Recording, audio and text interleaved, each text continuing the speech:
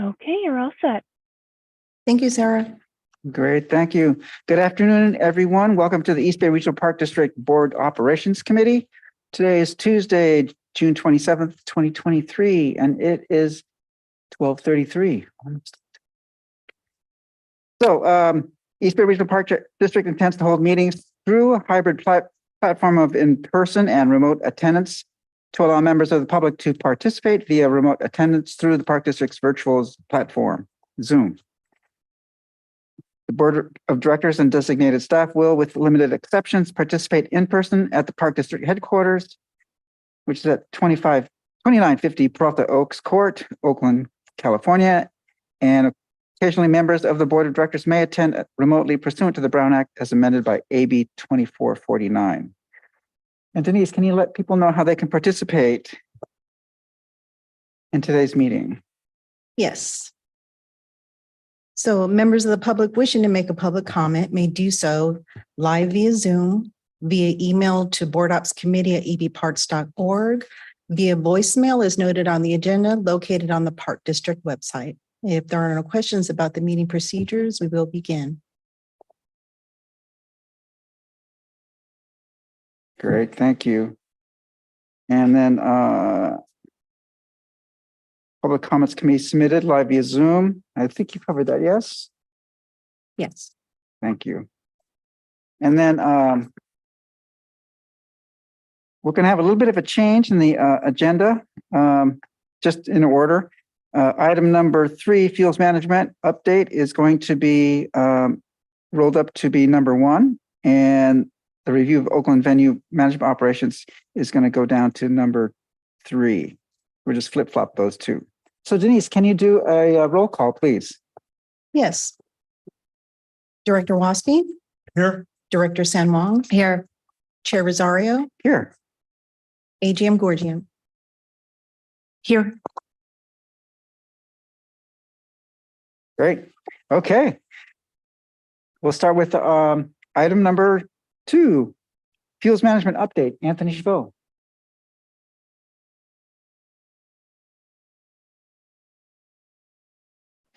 Thank you, Director Rosario. We have a little bit of a delay.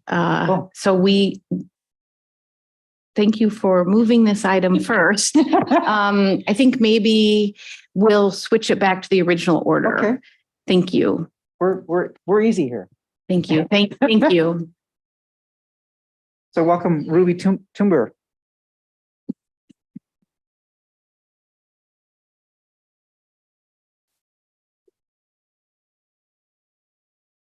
Am I not broadcasting right now? I don't know what happened. Here, I can. All right, we are all thinking on our feet today.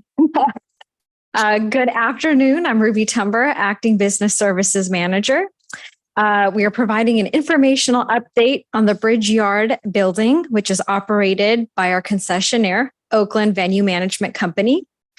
As you may be familiar, the Bridge Yard building is a 20-year lease of a 2,500 square foot historic warehouse from Caltrans by the Park District.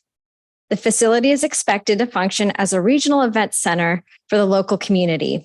In 2019, after a formal RFQ and RFP process, the district selected Oakland Venue Management for a 4-year contract with 2 2-year options. As is common in other district regional parks, the concessionaire arranges for the day-to-day operation and maintenance of the Bridge Yard building, which includes janitorial and preventative maintenance, as well as any major repairs that arise. Part of their agreement includes an annual update to the committee, which will commence once I hand this over to Andrew Jones, co-owner and operations manager of OVM. Andrew, take it over. Thank you for your flexibility. Good. Yeah. Close over here.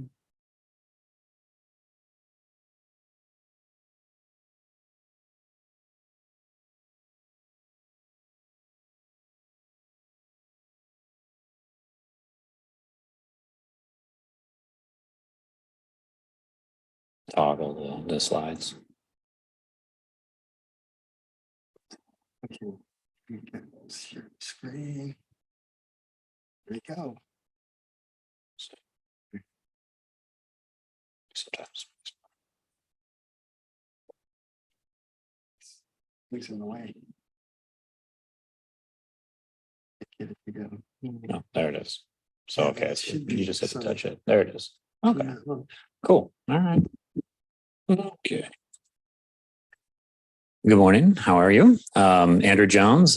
Like Ruby just said, one of the co-owners of Oakland Venue Management, and it's my pleasure to be here with you members of the board today. Thank you. Before I get started, I'm going to go through some really fun slides, but I would be remiss if I did not call out the staff, the East Bay Regional Park District staff that makes it all possible.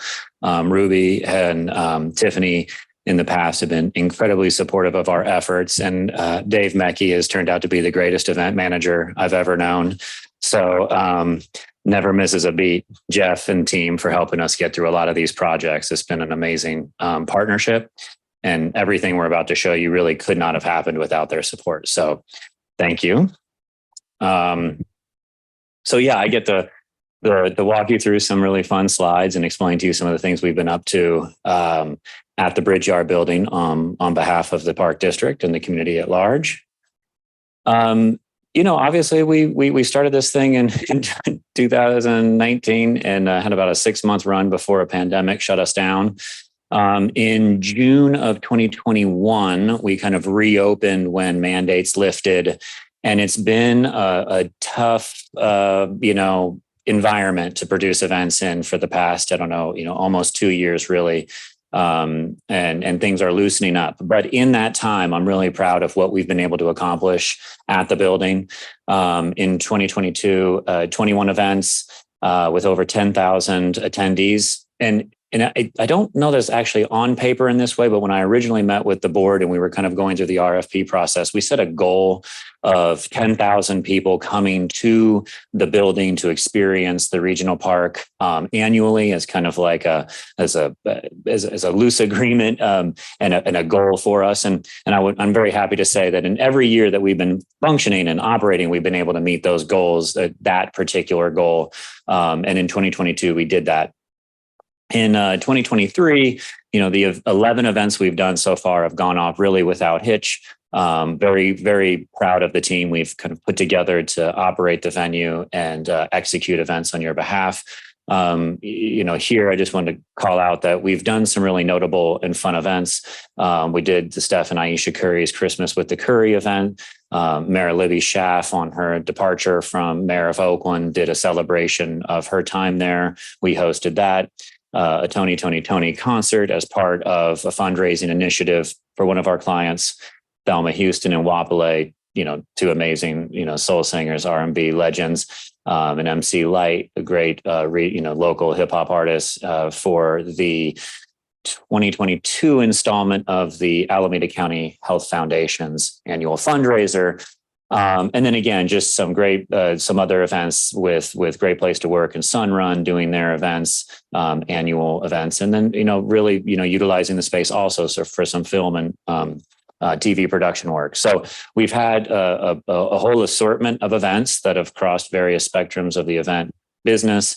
Super proud of the diversity of those events and the type and shape of those events and the attendees that were able to come and enjoy the park. Through all of that, we've been working on, any like we talked about early on, is that like branding and storytelling around the building is super important, right? How we position it in the market and how we make it something that's really recognizable and kind of, feels at a very high quality event space, both so that the Park District can be proud and those that are in the community can be proud of it. So in early 2022, excuse me, we endeavored to change our kind of theme, the colors that describe the venue, really leaning into the bright, vibrant colors of the daytime, the atmosphere of the building, going from this kind of dark, green, Park District green in some ways, but a very dark theme to this brighter theme that I think really does just capture the look and the feel and the brightness of the room. So really proud of the overhaul there that we did.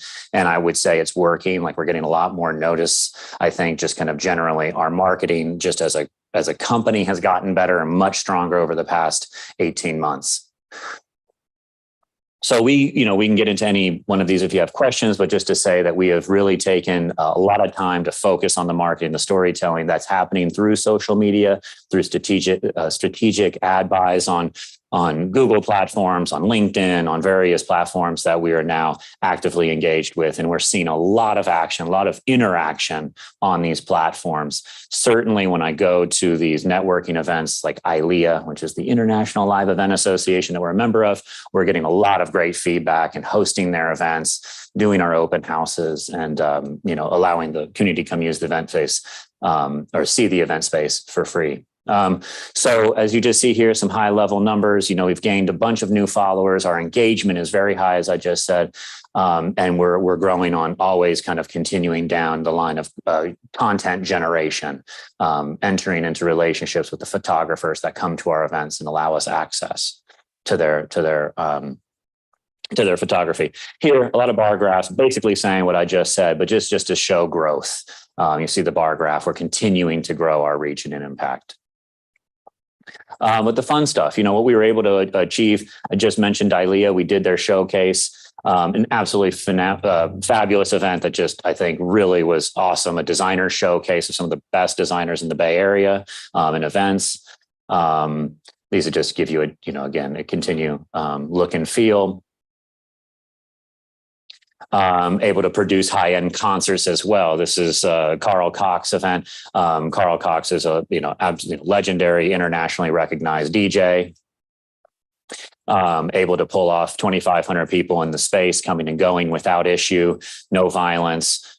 The only issue we face there is traffic, and we can talk about some of that if you have questions. Just want to keep this moving for you. But then on the flip side, a small wedding, beautifully executed. Clients very happy with the way it all came together. Just to give you a sense of the scale and the type and the quality of production that we're able to pull off in the building. Here's that event I mentioned with the Alameda County Health Foundation. They have done 2 events with us and have already booked their 2024 installment of this same event. So again, we're starting to see repeat clients. That's the goal here, is to see people recurring in the venue. So we fill more dates. There's Tony. Again, just hopefully you recognize the scale of the productions here, both indoor, outdoor. Activating the patio and the indoor space. High-end productions all the way around. This is East Oakland Youth Development Center's annual fundraiser, a Black Futuristic Ball, just an amazing celebration of arts, music, and culture from the Black diaspora. And so the list kind of goes on, and in terms of really fun, high-end events that we've been able to pull off in the venue. And you can just see how beautiful this right here really does kind of accent the need for the website to be updated and the colors that we're talking about. If you just look at this is what we're trying to accomplish with our website, really highlighting the beautiful lighting and the use of the space. There's $1 million of bonsai in the space. I don't know if anyone who was able to join us for this event, but it's a multi-day event highlighting and a competition for the nice, basically North America's premier bonsai. So a really amazing event. And some of the images are just out of this world. Christmas with the Currys. I mean, Steph and Aisha Curry, they do this annual event. They're bringing in communities from all across Oakland to give them a truly unique and special experience within a designed space. So this is probably one of the singular largest budget events we've done there. This was a multi-week load in, a week load in, a week of load out, and then a day of events. So it was an intense production. They created an ice skating rink. They had dancers. They gave away food. We're talking thousands of people getting just this amazing treatment that would maybe not have otherwise been able to. So something we're really proud of. Oakland Public Fund of Innovation Gratitude Ball, just kind of continuing through some of these events. Again, tell me if I'm going too fast or if you have any questions, just trying to get through it. I know you guys have a busy agenda. Again, this is just like a private corporate holiday party. So you just get a sense that like when you really want to go off in this room and a designer has a vision, that we're really capable of pulling off just about anything. And then we're starting to partner with Off the Grid, trying to bring free events to the community, things that happen midweek, midday, food centric in this particular case. It's a lot of fun. Going into the new year here. This is all 2023 now. The wedding that we just pulled off, just another really special day, and using the room in parts, because in that case, it was like broken into 3 different sections, a ceremony, a reception, and then a backstage area for all of their catering to have a really robust ability to serve. So that's kind of what we're seeing often, is that the room is treated in 3 parts. Again, just Black Vinters, this is a Black Vendors Association. That's our friend Fern Stroud, being able to pull off, a really community centric event there. So just high level, I think we're doing quite well. I think things are happening. We were at 16 events last year. We got about 21 events on the books this year. We're seeing steady growth. It's still not quite where we want it to be. We could easily double that number. And we hope to over time. So we're kind of getting through some of, I think post-pandemic stuff. And now we're moving forward, and we're just kind of wanted to highlight that I think we can continue to do more and more. I think we need to continue to strengthen our partnership with the East Bay Regional Park District, focus on some key areas. There's no request here. It's more just kind of like an high level, the things that like plague me, coming off of Grand, and the experience of Maritime is absolutely disgusting. Like we have to do something there. If we're bringing clients in and you have broken down cars, you have curb lines that are just not cared for at all. So we're putting pressure on the city, who's really that property is. We are thinking about it all the time. Signage, as we try to get there, is a very strange and hard place to find. So we need to continue to enhance that, and could use thoughts and partnership there. And then just generally speaking, it's a 2,500 person event space, and we set it in our proposal, 4 years ago or whatever, when we supplied it. There is just not enough parking out there. So as we start doing these events, and we're using the assets that we have, but like it is a problem. And the parking that we do have is not really set up for parking. So it costs a lot of money every time we activate the parking lot we do have in the West Overflow, almost as much as it costs to rent the venue. So until we kind of get our hands wrapped around that, it will continue to not be as accessible to the community, which is the goal and what our hope is. So I'll stop there. See if you guys have any questions, or we can. Thank you. Questions or comments from the board? First, I have a couple of questions. Thank you so much for joining us today. First of all, this is really great to receive this overview. I did have the opportunity to attend an event at the building, I think before you started the partnership. I believe it was in 2018 when the Park District had the Economic Park District Volunteer Appreciation, July 27th. That's correct. At this venue. So that also would be something that I should attend so that I can return, since I believe, like I just said, 2018 was the last time or only time I've been there. You're great. So congratulations too on the success. Some of those events, those pictures looked magical. And was that a dress with champagne glasses on it? It was. I don't think I've ever seen that before. So that's really impressive. I'm thinking, and I'll have to look at it myself firsthand, but in terms of the road and the cleanliness situation, I hope when you hosted the event for previous Oakland Mayor Libby Schaaf, maybe there could have been a conversation at that point. And if not, I think one of the best ways to, work with the city of Oakland, if there's some way that we can encourage them to have some sort of event in the building so they can see the conditions themselves, and we can have that conversation with the current mayor and city council of the city of Oakland, that'd be helpful, because it sounds like it is their jurisdiction, that road. It's not. Yeah, it appears so. I don't know, or Army Bay City and how that, who owns what exactly, but it would appear to me it is a City of Oakland road. But then it's like the curb line, and so it's just as you're trying to bring high end clients, and even clients generally, any client, wedding, community group, they deserve to be able to roll up to this beautiful venue and have a contiguous experience of cleanliness and order and landscaping, and that's that's just a bit outside of our normal scope.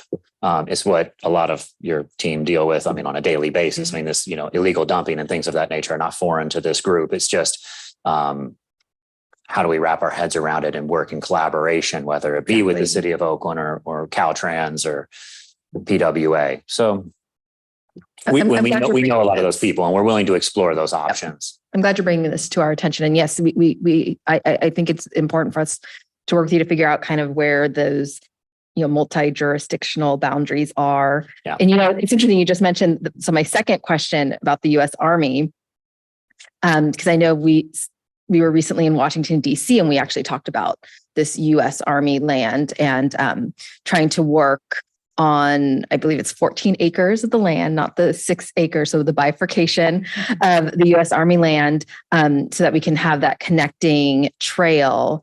And I just so you know that this is a priority for us at the Park District to try to transfer that U.S. Army land, at least the 14 acres that's the land, not the water portion. And so that also may help in terms of this conversation of the roadway, because yes, looking at the photos of your events, I would agree with you. You're trying to have these really high end, magical experiences. And so it is important for us to think about that entire experience, what it's like leading up to the site. How close is that U.S. Army parcel to the Bridgyard building approximately? Well, it's across the street. It's across the street. So the one that we were talking about when we were in Washington, D.C. Okay. Okay. Yeah. So this is a priority for us. So to try to get that U.S. Army land within the Park District's ownership and management. We're not there yet, but just so you know, we were in Washington, D.C. at the end of May, so a month ago, and this was one of our top topics that we were talking about. So. Yeah. Right. So here in DC, we've been working on this for 10 years. So, well, we're in it for the long run, but as long as we have the vision for it, it's awesome. Yeah. Yeah. So those are my only points that I want to bring up, but it's so great to hear about this. And certainly, if not before July 27th, I look forward to that event. I'll shameless plug. Every first Wednesday is an open house free to the public. So if anybody wants to come join us, it's part of our obligation to the contract and to the Park District to make it available once a month for anybody to come. And we're doing tours and we're having food and, beverage experiences and working with our vendors to highlight their work as well. So every first Wednesday, and it's on our social media. And if you're not following us, everyone, following the Bridgyard on social media would be a good thing for you. So is the next event, what is that? Is it July 5th? July 5th. Okay, Yeah. Perfect. Yeah, Thank you. of course. Director Waspy. Yeah, thank you, Andrew. I'm excited about your operation and have been there a number of times, and I love what you're doing to it. I wish you the best. Is 22 events what you think is good for you, or do you plan to expand at any time? Or, I mean, obviously you want to expand, but do you think that's your limit or your capacity? No, not at all. In fact, quite the opposite. Right now, it's kind of a break-even scenario for me financially. So we would easily want to double that number. And I'm highlighting for you in those challenges that it's becoming difficult. We're hitting a point where it becomes cost prohibitive for like the bulk of people who are coming through. Like we field 1,000 inquiries and we might get 2 to 5 events out of that. The issue is manifold, but it is a big space. It's an expensive space to do business, even more than what we ever thought when we were proposing on it because of some of the issues that I referenced. If you're doing a gala there, you really have to have, your game straight, and it takes a high level of organization. It takes a high level of, event production background, or not even, it just takes a lot of organization and without being extremely flexible, which, just as a point of reference, the board allowed us in the last master fee schedule some leniency, some ability to be flexible in our pricing. It's kind of based on impact and time of use and duration. That's opened up a lot for us, to be honest. And so we're still kind of working through that. But generally speaking, it is just a very expensive place to do business. And as a point, the parking management that we go through and how we have to get cars in and deal with them takes about $5,000 on average to execute the parking plan when we're only renting the venue for $6,000 and change, so it's like you're just to deal with the parking issues is almost as expensive as the room itself, which just kind of makes it so that we're almost double what our competition is. So we have to get a handle on some of that. And then I think we would be more competitive. And I think we could then start doing more events. So if you were to expand, what's the restroom situation? Do you guys have to rent chemical toilets or better, or there's probably a better name for it when you do events, That's right. but Photos, yeah. you got to bring them in, huh? We do. So again, that goes to the underlying costs. Now we've worked in partnership with the park staff to do other enhancements to reduce costs. We're talking about power. We're talking about sound system installation. But yes, there is a threshold right now. I'm going to use a rough number of about 300 people. Anything above that, and you start having to bring in additional restrooms as an example. And how's the noise going? I mean, at first there was some issues. I don't know if you attenuated that or whatever the word is. So there's like the background hum of the freeway, which is a problem for certain styles of events, certainly. But strangely, the room has got really decent acoustics. I think it's the shape of the building. We did an acoustic study. And for the low price of like $3 million, we could put in acoustic tiles into the ceiling to make it better. But we've now hosted enough events, and our team is really savvy now at both using the installed sound system that we did in partnership and some supplemental sound to create a really positive sound experience. Now, if you need it to be quiet, we've run into issues like particular styles of panel discussions or things. They don't enjoy the background hum, or you get a big Harley going by and it's loud. So that can be a little bit of a problem. But generally speaking, that's not the problem. It doesn't even register as like a top 10 for me for the room. So we've done a lot of great work around sound and have a really great plan and team in place. And of the 21 events you had in 2022, is it a combination of indoors and outdoors? I mean, I love that outdoor space, the quasi amphitheater, or whatever you call it. I think it's really a great opportunity. Do you have enough warm nights that you can do that, or warm afternoons? So being on the bay, it does make it challenging, and there is always that kind of notation that is like at your own risk. But no, almost all events we do there are using the patio, what we call the patio, the outdoor terrace in some way. It is like 7,000 square feet in its own right. So it becomes a huge event space if you don't have enough to fill it. But all of the larger events, almost to the event, use it in some form or fashion. And then we put the restrooms outside, there's a gravel area out to the left. So that's typically where the extra restrooms go. So in some form or fashion, you're using it if you've got a larger event to put your restrooms outside, or a food truck and a bar, and you kind of close in the space.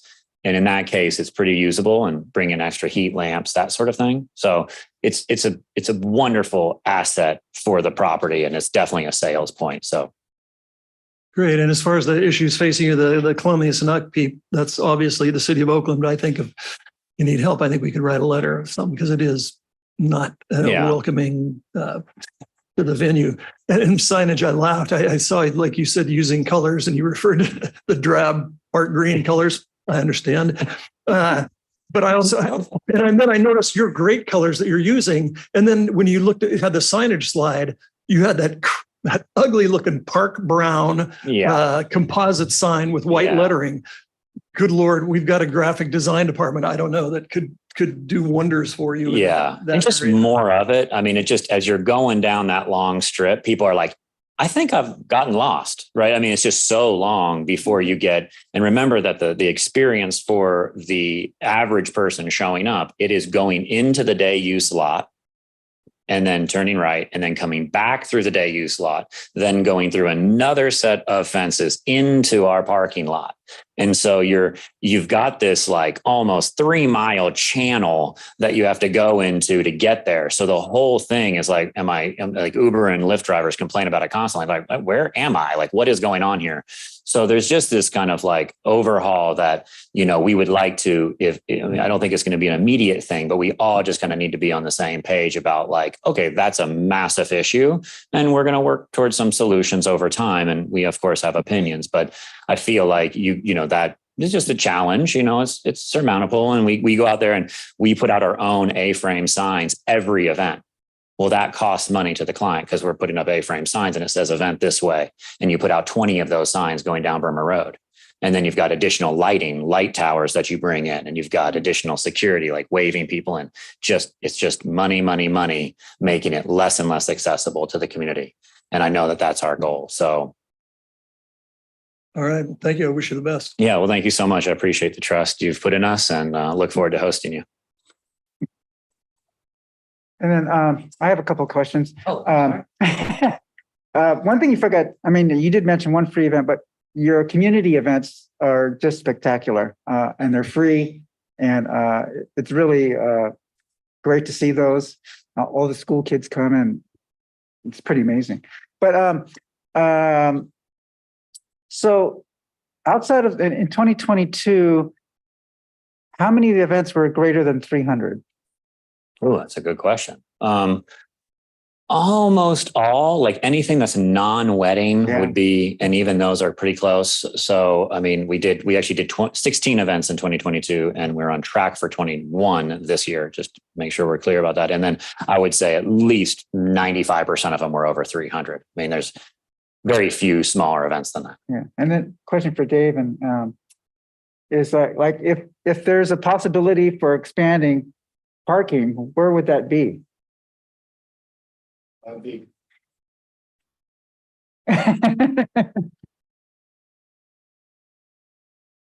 Good afternoon, directors. Dave Mackey, Park Supervisor, Judge Onsetter.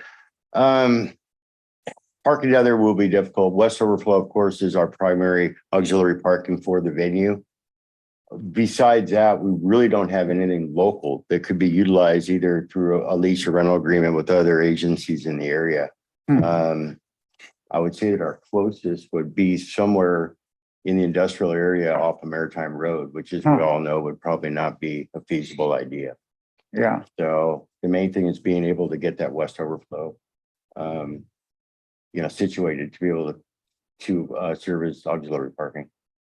So we don't own that western lot?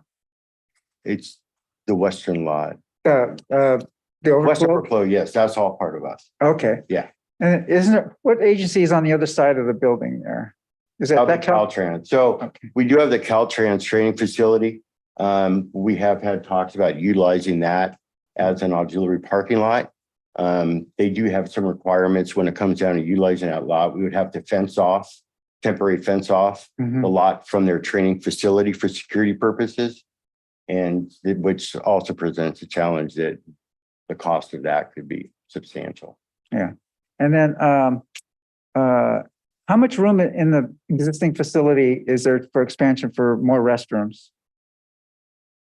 In the existing Bridgeyard building, we have the footprint, the square footage to be able to expand it. It's, we'd have to look at the infrastructure, whether it could handle the expansion, water, plumbing, all that, to be able to add more restrooms in the Bridgeyard venue. Yeah, we should try and look at that. I think we're going to be running out of the money from the MTC or for infrastructure. So we should probably, if there's any money coming up, maybe look at increasing the number of restrooms, because that would help. Yeah, yes, it would. And then I don't know, with the Oakland Army base, if that ever comes back online, I think that would be a great time to meet with the city of Oakland. Because then, it's going to be interesting to see that increased traffic. It's going to be across the water. How much that's going to increase the noise level for the Bridgeyard, but also it would be a perfect nexus for us to talk with the city of Oakland. And in between, I'd be happy. Maybe we could talk with a council member, Carol Fife. That's her district, maybe we could set up a little meeting and see what we can do there. So, but yeah, One of the other factors that we experience is with the Port of Oakland too. The port, as you've turned from Maritime onto Burma Road, you'll see a electronic sign that says trucks line up on Burma Road, not Maritime. And they've put that in place because in the past they've had problems with trucks backing up on the freeway on-ramp. So that's why they're constantly diverting onto Burma, which really poses a big issue for us. yeah, During ship offloads, we could see trucks blocking the whole road. So trying to work with the port, I think, as far as trying to find an auxiliary location yeah, to be able to divert the truck traffic will really help out with that Burma Road. yeah. Yeah, it would be interesting to see if that portion of the port becomes activated, how that plays out, but great. That's good. Well, there's lots of stuff for us to do. I really think we should try and work. Is it Caltrans or the city for the signs coming off of the freeway, off of West Grand and the freeway? That'll be the city of Oakland. Would that be the city? Yeah. We got quite a list to talk with the city. Yeah, let's see if we can't at least do that. And then look for improvements, increasing the number of real restrooms in the actual infrastructure, and then talk with the city about cleanups and stuff. Very cool. But the venue is great. Yeah, it's amazing what you guys can do there, and glad you're aboard. And also, just after the Black Vines event, the organizers called me and they were just raved about the venue and you and your team and the park staff. So in fact, they want to, I gave them to the, because they want to collaborate with the park district. So I gave them Susan Shu and our new director for the Regional Parks Foundation to maybe work with them in the future. So it's all good. Just a matter, that's a great problem to have. People want to come. We just don't have the capacity. So thank you. Great success.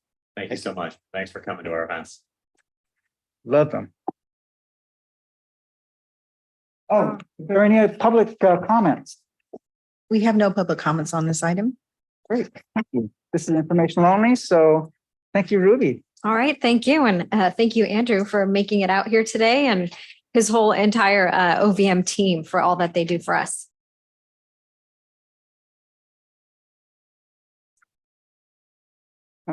We go back to our original.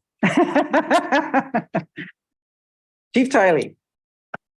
Good afternoon, Board of Directors and Lisa and staff.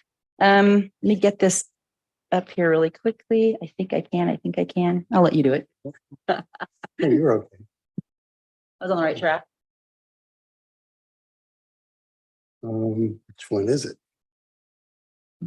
This one. There we go.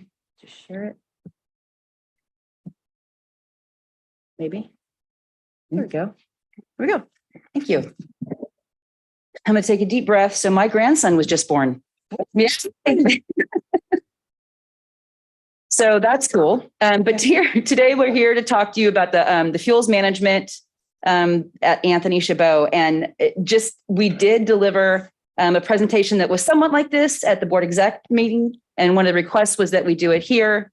And so I'm going to give you the same message, is that because this is really cutting edge stuff that we're doing, and we have an infinite amount of people, entities, agencies that are watching what we're doing, we realize that our success will later be their success. So we're going about this in a very thoughtful, methodical manner.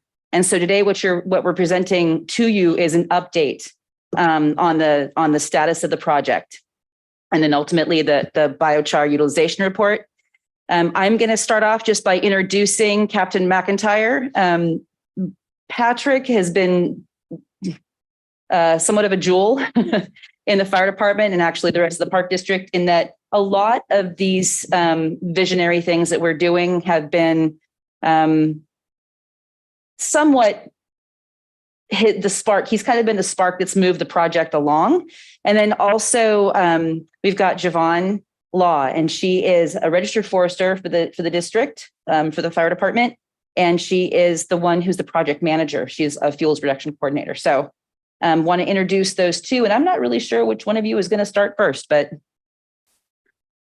I'm the first slide. Oh, that's good to know. Okay. So this, see, I thought so. This is Javon. Hello, thank you for having us. I'm going to start off our discussion just with a recap of the project and what drove it from the start. Back in 2020, accelerating decline in mortality in the tree stands around the region were observed, but they were exacerbating an existing fuels issue in eucalyptus stands amongst other forested environments. Then in 2021, funding was secured to address the fuels management and forest health issues within the already permitted recommended treatment areas, or the RTAs, in Anthony Chabot Regional Park.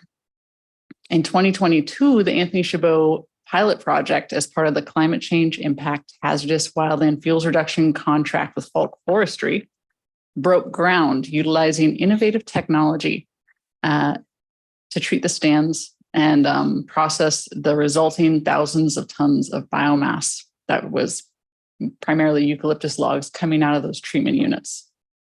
After the success of the pilot project in 2023, the Anthony Chabot state-funded project kicked off in May, and plans to treat over 365 acres by July 2024, continuing the work of the pilot project at a lower cost per acre.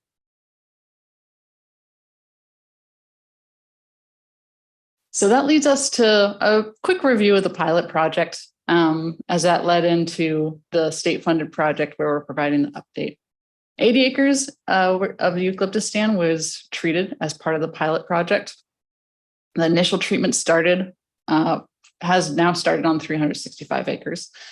From the pilot project, approximately 4,500 tons of eucalyptus logs, for the most part, were processed through the carbonator on site, resulting in a huge decrease in the amount of environmental impacts, as well as risk associated with our traditional methods of dealing with that sort of biomass.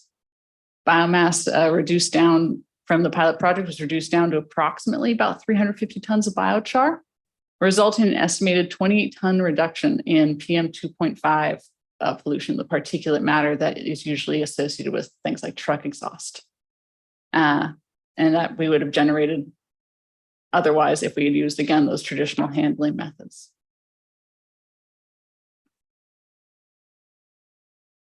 Some of the new technology, just as a further update from the pilot project, the state-funded project that we have started to utilize out in Anthony Chabot Regional Park, is definitely worth noting.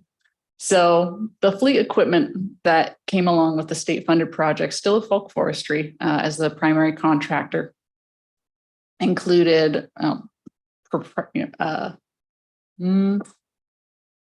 top of the line and sometimes the only one of their kind models of masticators out there to process materials in the treatment units, resulting in masticated material to be left on site, which resulted in a very finished looking open space area with excellent erosion control and really setting the stage for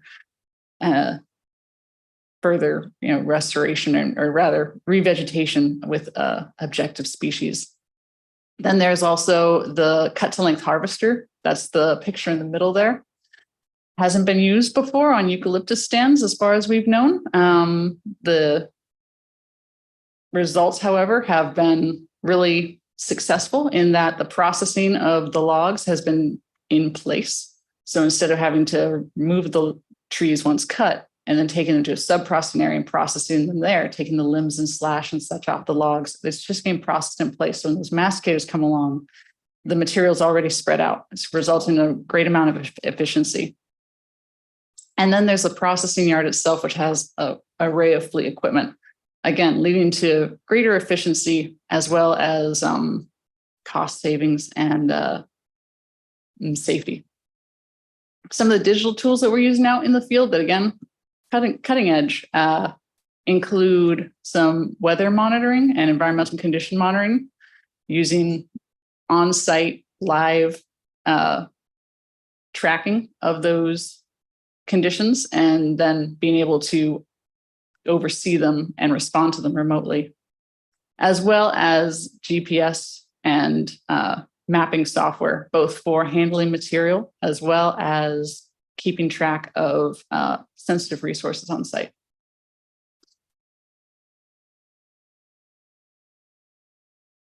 Some of the anticipated treatment and biochar stats for the state-funded project coming up: 365 acres to be treated. It's probably going to generate about 1,400 tons of biochar from the biomass that will not be able to be left in the treatment units. All of that should hopefully, move through the carbonator in the time span of the project. And thank you. The carbonator is currently shut down for the season, and the material is being decked and dried on site to be processed once the carbonator is permitted by the district and CAL FIRE to start running again in the fall. All of this should hopefully lead to 10 times reduced truck traffic and associated impacts compared to hauling all this material with traditional methods to cogen facilities. And there, I'm going to pass it to Patrick.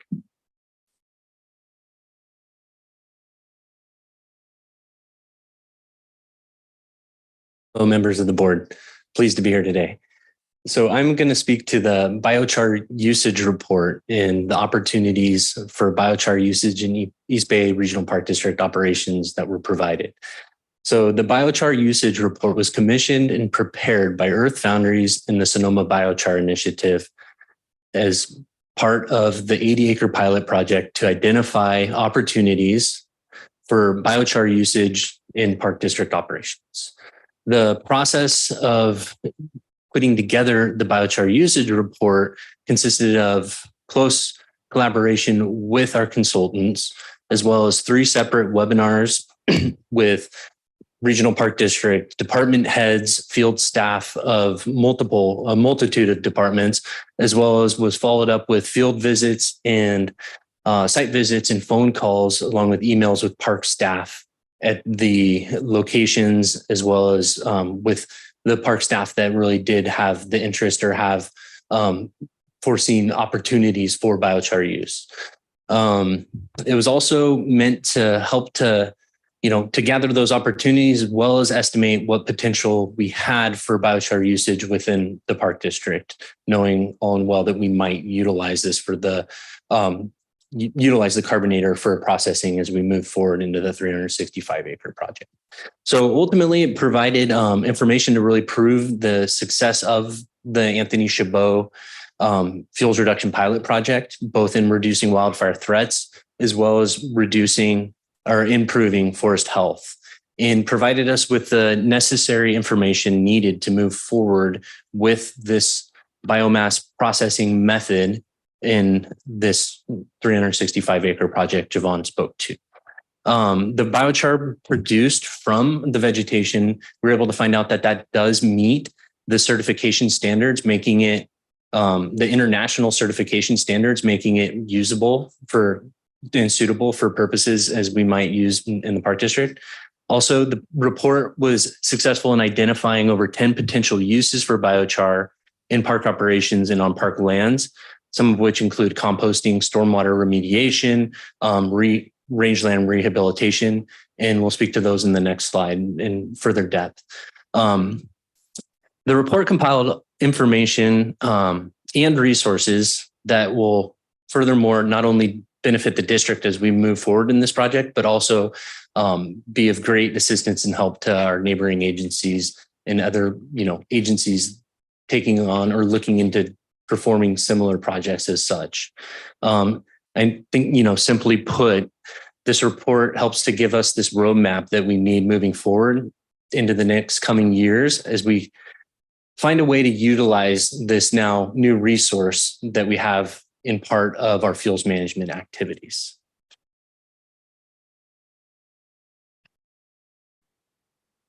So you'll see here on this slide listed out are the various methods of utilization that were identified in the report.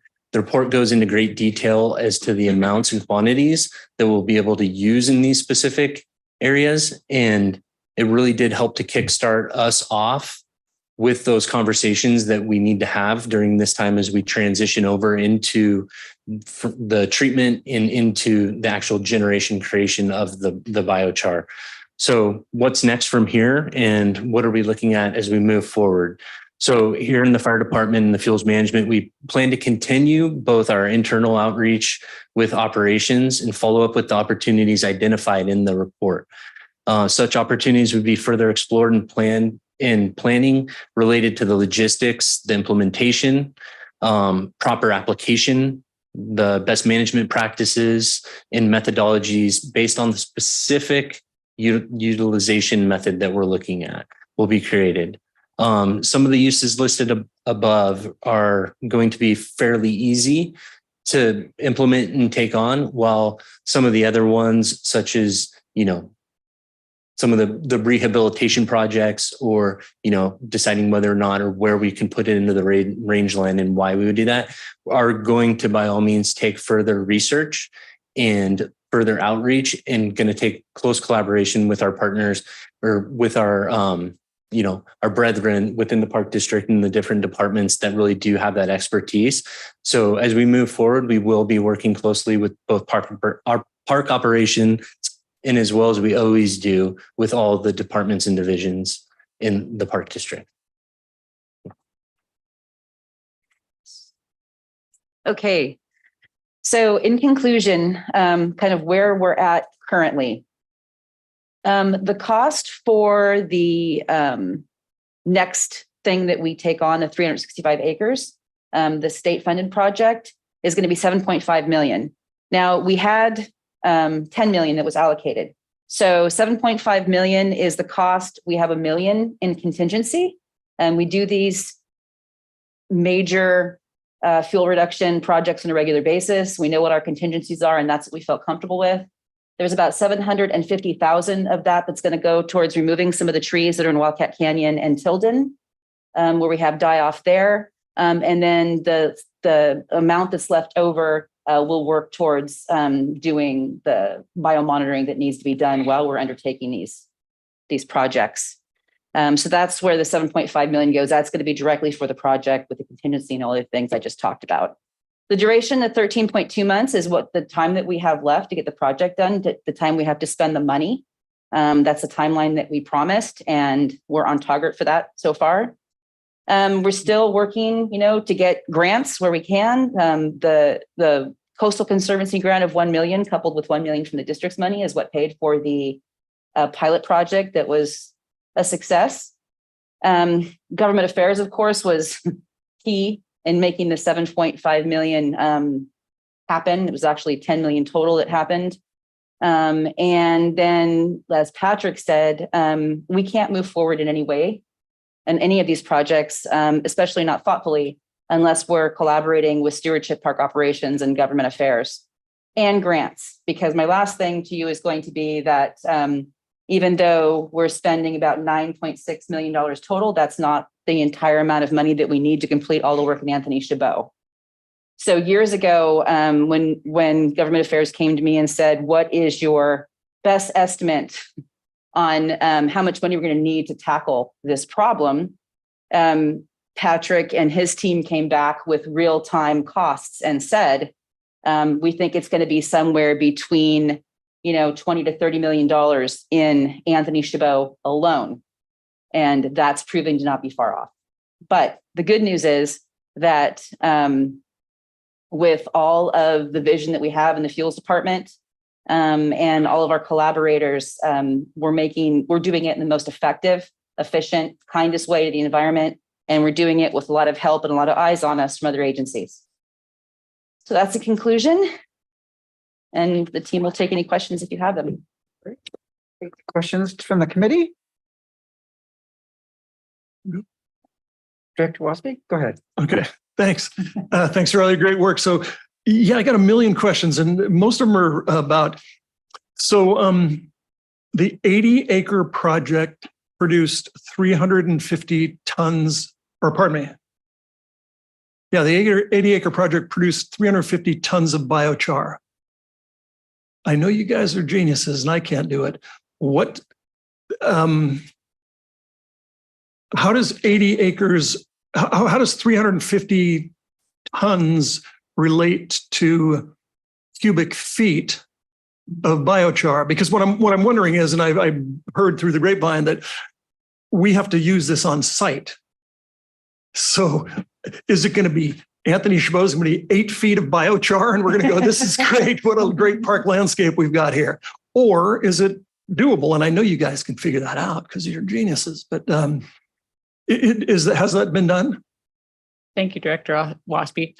So to answer that question, the amount of biochar that's being generated from these projects is large in cubic footage.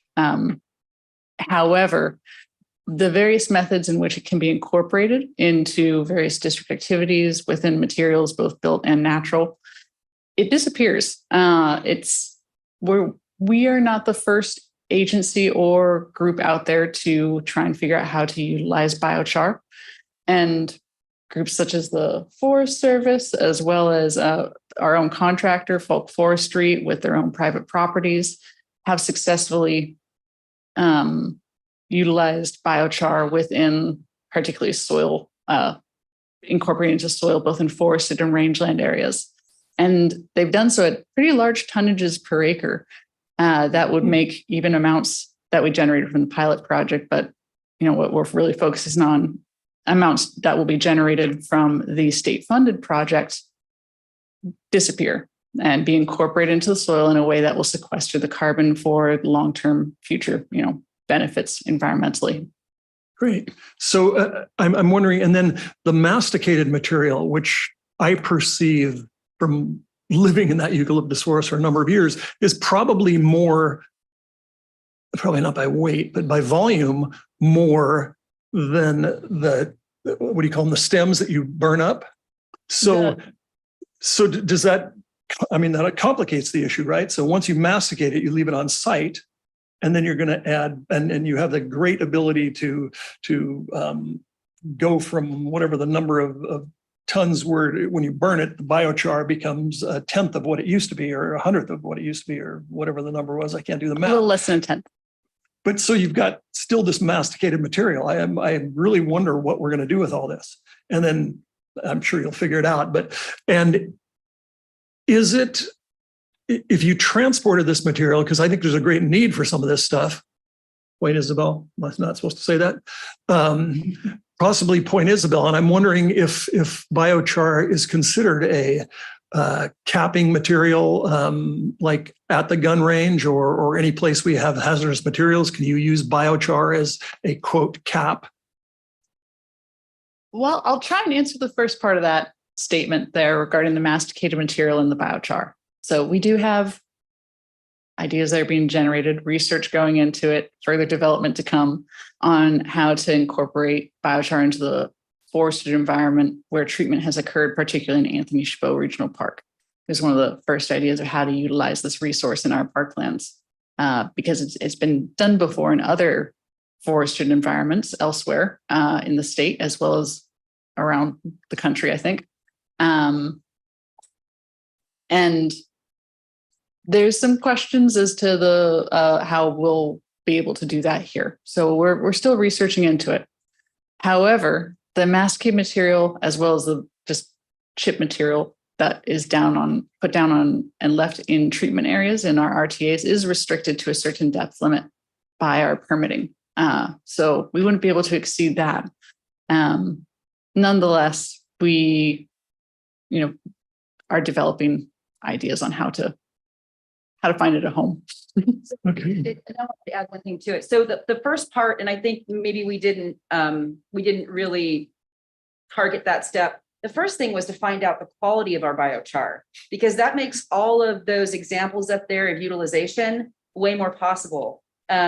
Apparently, when our biochar was broken down and chemically broken down and evaluated, we had hoped, because that's what you do, that it would be a very high quality.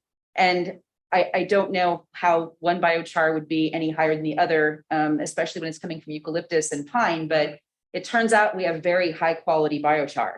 So that's good news, because that means then that the likelihood is that more of those things that you saw up there that require high quality biochar will be able to be included in the way that we disperse it. Cool. And then if I can continue, because it's fascinating to me, I hope it is to you, that if we did have a chance to say move it, or if we got permitted to move it and we couldn't keep it in Anthony Chabot, there was just too much, and we could use it at some place like Point Isabel, does biochar, that when I hear biochar and when I was feeling it, it looked like almost charcoal to me, which screamed coal, and coal going through Oakland just is, everybody's suing like crazy over coal in Oakland. I know it's not the same constituency, but does it, if you put this material, even if you covered it, isn't there, is there a dust that's hazardous? Has anybody looked into the health aspects of moving biochar around the county?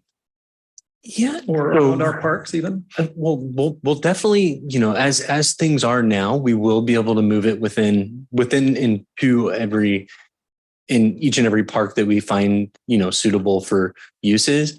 And as far as transporting it, it does, one of the benefits to, creating biochar out of the woody biomass is that the density is far less. And, you're reducing it down to, roughly 10% of the original feedstock that goes into the carbonator. And it's relatively light as well too. So, trucking, it will be moved, via trucks, vehicles. And there are different types of trucks that, like big, large chip tubs, basically, like commonly used in the forestry and fuels management industry, that we would be able to, safely transport with, covered tarping. And I think the best way, that was rather, is just to wet it down a little bit, make sure that it's wet before transporting, to make sure that there is no dust being, generated as it's being transported down the road, and then, tarping and covering. So, and these are all, what we're still working towards, is really getting, working with the resources that we have at our avail, as well as the resources provided, to really come up with all these best management practices. And we expect for these best management practices to really be fine detailed down to that, for transporting biochar for park operations staff, when it comes down to the fact that, we might have, storage areas for biochar for park operations to utilize them, whether it be for restoration or a tree planting project, but to have that resource available, but to make sure that we're not going to be in any ways and, compromising anybody's health along the process in the way. So, like wetting it down, that is the method that we use out at the processing facility as is now. And, that's one thing. It does use a fair amount of water throughout the process. And I think that just, kind of comes with this process. So, we've been really diligent about recycling the water that we use out there at the project, really, really reducing the amount of water that we've had to use out in Anthony Chabot. So does that help to answer your question? Fantastic. I just think it's a fantastic, exciting topic. And and then finally, when do you plan on going public? Because I find it, once again, I think this will be an incredible benefit to the Park District and a credit. And I envision, well, not Doug, but Bay Area Backroads, or Backroads as it's called now, to come out and do an incredible film special on that. You say co-public, you mean like with the band? What do you mean? Yeah. Oh, yeah. Yes. As a matter of fact, with a bunch of assembly members, because as you described me, I see this is the best thing that we could have ever invented or done for our mess that we've been talking about of the eucalyptus in the hills since 1972, or probably since they were planted, or a couple of years after they were planted. And this seems to be the solution. Unfortunately, it's the most expensive solution I've ever heard. And, we talked about, you suggested, ask these folks what it would cost to do this work. I remember sitting right here. Oh God, no one else was here though. You kids. But Doug Seiden, or pardon me, it was John Sutter, who was sitting right here one day, and we were talking about fuels reduction back, 10 years ago. And he said, I really find it amazing that we are going to hook ourselves into it. He knew it needed it. He knew it was going to be efficient, but he said, we are going to be spending $2 million per year in perpetuity for fire suppression or pre-fire mitigation. Little did that dear man know that it's probably going to be more like 5 or 10. And to tell a little bit of the story, so to answer your question, it's best to do what the carburetor is operating. So right now, during the heat of the summertime, we don't want to bring a bunch of assembly members, legislators out in the heat to take a look at this process. It can be a big and scary thing for them, and it's not running right now. You really get your best bang for your buck when it is operating. Right. But to speak to what you just said, just to kind of let you know how dynamic the team within the district is.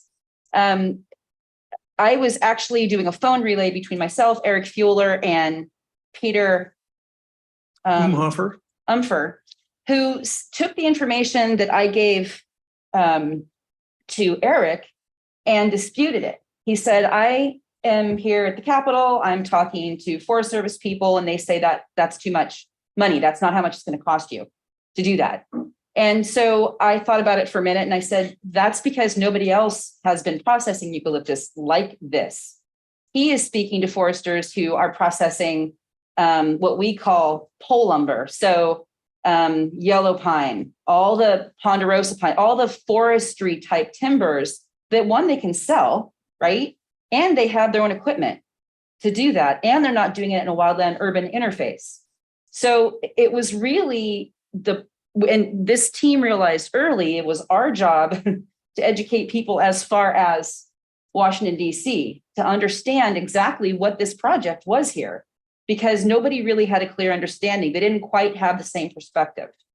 And so that's why it's been so important to have government affairs involved and to be able to have that reach and to be able to have that communication so that we can effectively explain what our problem is and what we think it's going to take to fix it, or to at least not fix it, but address it. And so that's why this team has been so incredibly important. And the work the district's been doing prior to this has been incredibly important, because it gave us the insight as to the direction we needed to go with regards to tools that we needed to address it. So. Well, right. I just think you guys are doing an excellent job. You chronologically figured out what we've started for 30 years ago up until what we've got now. And I think we're way ahead of the game. And I think it's a real opportunity to get some of these dollars from our legislators that are going to be, or continue to be worried about, fires in the urban interface. So thanks. Director San Juan. Yes. Thanks for this presentation. It's great to have the continuity, actually, in terms of this information. I know we were able to visit the carbonator when it was in use. So thank you for that day. It was great to see it in action. And then I know at one point at the board meeting that the 10 million, we had to review that and vote on it for this next phase. So it's just good to continue to have these moments where we check in. And I like the slide deck a lot. And I believe when we were looking at approving the next phase, the 10 million, one of the comments I had made at that meeting was something about a case study type of document. And when I think of a case study, I think of 1 to 4 pages. And I know in the previous presentation about the bridge yard, I looked up the economic report. It's actually from 2017, not 2018, as I had earlier stated. And it's 57 pages, which I think for that type of report somewhat makes sense. But for this idea of a case study, I think it would be good to try to limit it to 5 pages or less. And you have a lot of the content already in this slide deck. And certainly I'd be willing to, lend my, business consultant hat review as a member of this board of directors in that. But I think that could also be really helpful to show, a lot of what we're talking about right now, that we are facing, these eucalyptus trees, which is very different from some of the other trees that the U.S. Forest Service is dealing with. Also, though, I think one of the biggest things is this wildland urban interface as well. We have significant population densities located near these trees. And so that's really important. The other aspect, and this is where one of my questions is going to come into play, I'm really trying to think about our carbon emissions accounting within the park district in general. And then in regards to this project, I know you mentioned reduced truck traffic because we don't have the volume, the weight, the size by having this carbonator located on site. And then you also mentioned something about the traditional biomass handling method. So my question is, do you have a sense that the carbon emissions from the carbonator is lower in terms of carbon emissions than a traditional biomass handling method? And it's okay if you don't know these specifics. I'm just curious if that's what we know about it so far. Well, there's a lot to say on that. So thank you, Director Samwong. I'll keep it short, but I'd love to talk with you more about it. Yes, let's.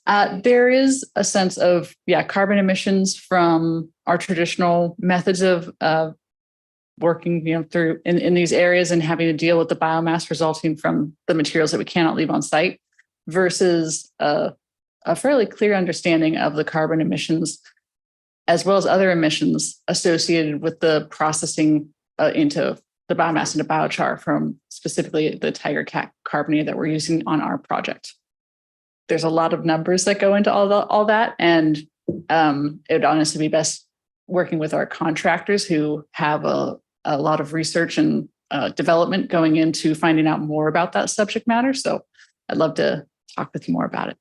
Yes. And I do remember meeting some of those consultants when we were on site. Mm-hmm. And I would actually be interested in having that conversation because there's, there in terms of carbon emissions accounting, there still isn't, it's not like traditional accounting, or we're doing budgeting accounting, right? Where you have GASB methods and it's all, you got to set it up, the equations set up a certain way. With carbon emissions, there's still a lot of questions about how to best, calculate and track. So some of it, there are some best practices out there. And then in other cases, especially since this, we just completed the pilot project and then now we're going on to this next phase, we're still very much in this experimental, innovative stage. So we also will have to think of some creative ways to track that. But I think that that's a really important piece of the conversation of what we're doing here. So, and I do remember meeting those consultants, and I do think that they probably have some ideas and some methods in place, but it would be good to follow up on that.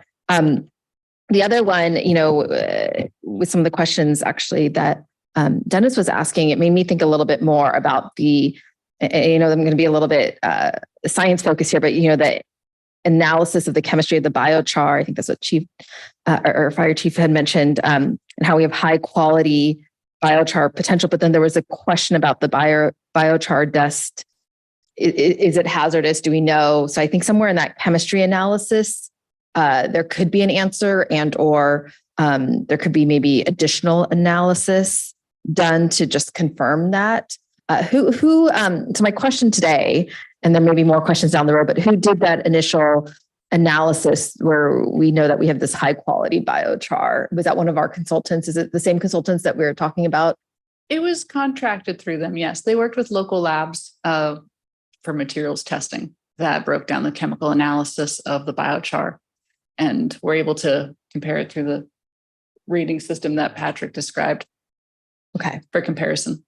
That makes sense. Yeah. So that would be something else that could be included in this case study, right? Because I think there are going to be people that want to be able to reference that and cite it and know what type of analysis was done in terms of the material analysis. So I think that that's great that, the consultants were able to do that and we have that information. This is really, I'm really excited about this project. I got to say, this is, I'm a very curious person, if you couldn't tell. And being a part of this process and having this, come forward in our meetings, it's kind of made me go out and see, where can I get more information? And I do want to show there's this new documentary this year that came out. Maybe you've watched it, maybe you've heard about it, the Elemental Wildfire documentary. Have you watched it? Yes, I watched it last week. I thought it was so informative. And, it's interesting not to get confused that Pixar, our local Pixar, actually came out with a movie with the same name. So just not to confuse people. And I haven't seen the Pixar one yet, so I can't comment on that personally.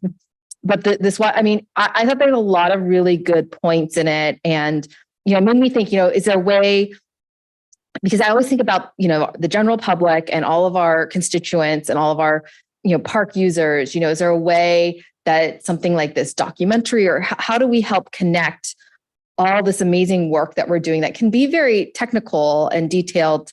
And there's some people that like that, but then also how do we get this message out to everyone? So I don't know if there's, some way to think about, this documentary that recently was released or something along those lines to just help that conversation with the general public. So it's my hope, if I was queen for a day of the Park District, once we have things sorted out and we have a lot of the answers to the questions you guys are posing, like I said, this is an update for you. We're moving forward very methodically and very thoughtfully. I would incorporate this man and his groups because I think that they are the experts at taking something that's very complicated and being able to relay that information in a positive way to the public. So that would be, if I was in charge, that'd be my goal of trying to incorporate interpretation into a lot of what we're doing. But we're not there yet. we still have a lot of work to do. But that's what I would do. That would be my suggestion. I support that idea. Thank you. Oh, my turn. Great presentation. And I'm really, like my colleagues, we're really excited about this project. So you mentioned $750,000 is going to address some trees in Wildcat. So is the carbonator going to go to them, or is the trees going to come to the carbonator? Yes. So in part of identifying the hardest hit areas with the tree mortality and dieback, it was one of the areas that we identified for this direct funding was in Tilden. So, and if you've been there recently, you probably know, but along South Park Drive, if you're just down the road from Fire Station 1, the ponderosa pines, and it's a lot of varying species of pines and conifers that were hit very, very hard. Most of which have now died. So the idea is we've already broken up the area into multiple different treatable units, and we're actually going to be heading out there after this to go and look at the area with our stewardship partners out there. But the carbonator will likely stay on site. It's going to stay on site where it's at right now. And that was one of the agreements we came to with the contractor, that it would stay there and not go anywhere else, because we want it to be there for when it's time to operate. And it's going to stay there throughout the end of this project until it's completed, with the potential for an additional one to be added to the operation out there. We're still really working through how we're going to deal with the biomass from the Tilden project. $750,000, it's not nearly as large acreage wise or the number of stems or trees, but we do really need to dispose. We do want to stay on track with finding new alternative methods to disposing of it, rather than just chipping it out onto the site or out into the, out into the forest. So another thing that kind of brings the complication, if you want to call it that, out there, is that there are a number of commercial timber species as well too, which are then covered by the forest practice rules. So we really need to, cradle to grave what we do with that material. So I would say that the carbonator is a potential, but we can't really kind of, the contract for Anthony Chabot is its own contract. All the volumes, the numbers, the amounts are very much tied to that. So if there's a way to utilize the carbonator to deal with the material, that would be optimal, but we're still working on it. That project's still completely in the kind of early planning phases. Okay. And then regarding permits, I know we can't go after every dead tree in the Park District, but how far are we able to go outside of our normal RTAs? Yeah. So right now we're currently working through additional permitting. We're working closely with stewardship and a consultant to get additional permitting through the Cal VTP program EIR through the Board of Forestry. And the areas that we speak to along Tilden, South Park Drive, Wildcat Canyon Road, those are all areas that we're seeking permitting through the Cal VTP to do that work, because that work actually is not with, those trees are all non-RTA lands, not within RTAs in our current WRUMP. So we really did timely planning on that to start working towards the process. And now we're actually probably almost nearly a year in on the Cal VTP, working on that EIR, or yeah, it's a program EIR. So permitting for that area, we're either going to have to do by that EIR or through some other form of a timber harvest plan exemption.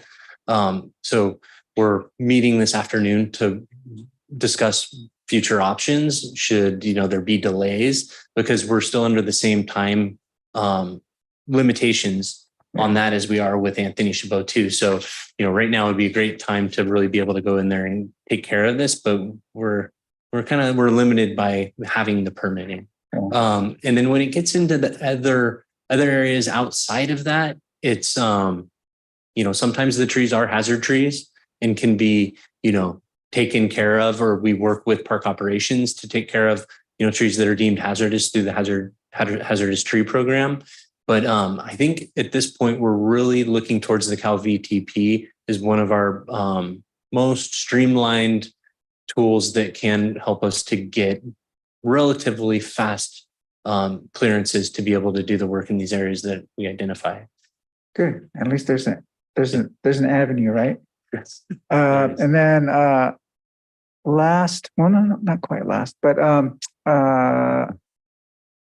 regarding Dennis's question about the masticated material, I would assume some of that's going to biodegrade, right? So especially if we get some rain. So I think we're kind of counting on some of that just decomposing on its own. That's correct. Yeah. Yes, it's actually already started to break down, which is ideal. That's creating the mosaic of various habitat types and vegetation types that we are looking for in our already treated areas. We have some brush coming up, some grass.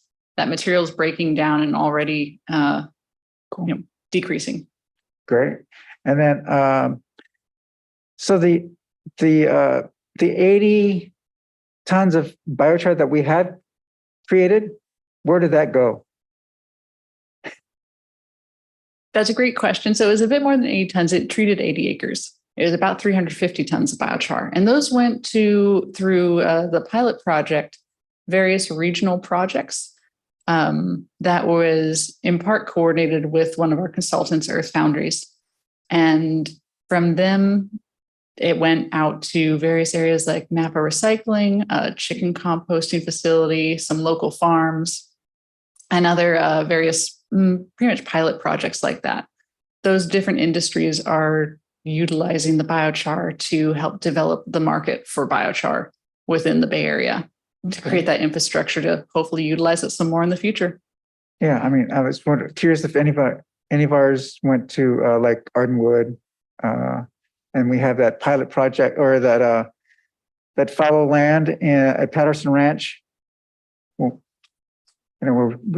we could probably absorb a lot there. Yes, that is our hope. With the state-funded project, with our general conditions that we have set up for the funding of that project, we have to utilize all of that biochar on district properties. And so we reserve those opportunities, like you just described, for the biochar that's going to be created. Okay, great.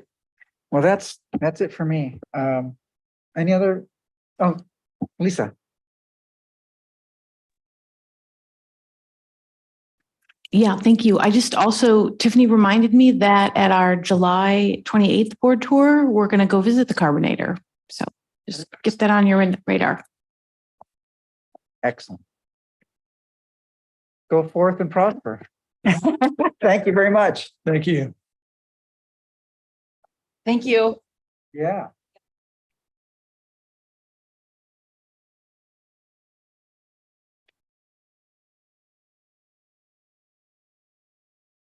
And that brings us to item number 4, interpretive and recreation services, Northwest Unit. Whoa, cool. We get Do the. Yeah.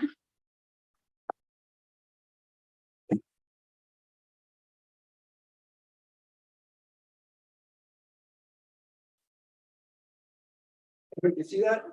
All we need now is water. They might be bringing it. Let's give them a chance.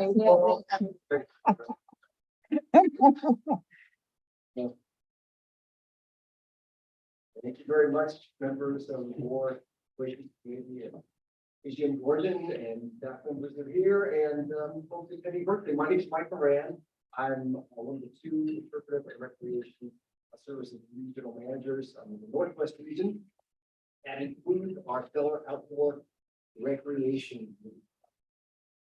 I'm very happy to introduce Kelsey Gillen. We had the official introduction here about Kelsey's presentation today, but I really want to call out the incredible work of this Mike, the Armstrong or outdoor recreation, small group.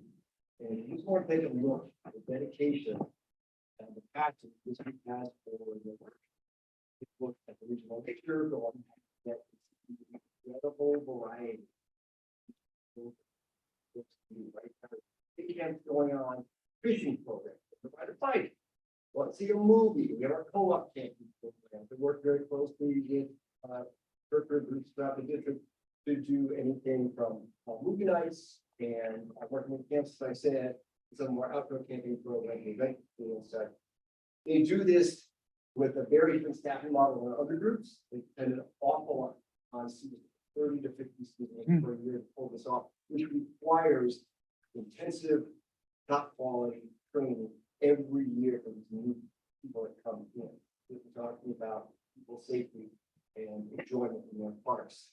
And Thank you very much. Should I start over?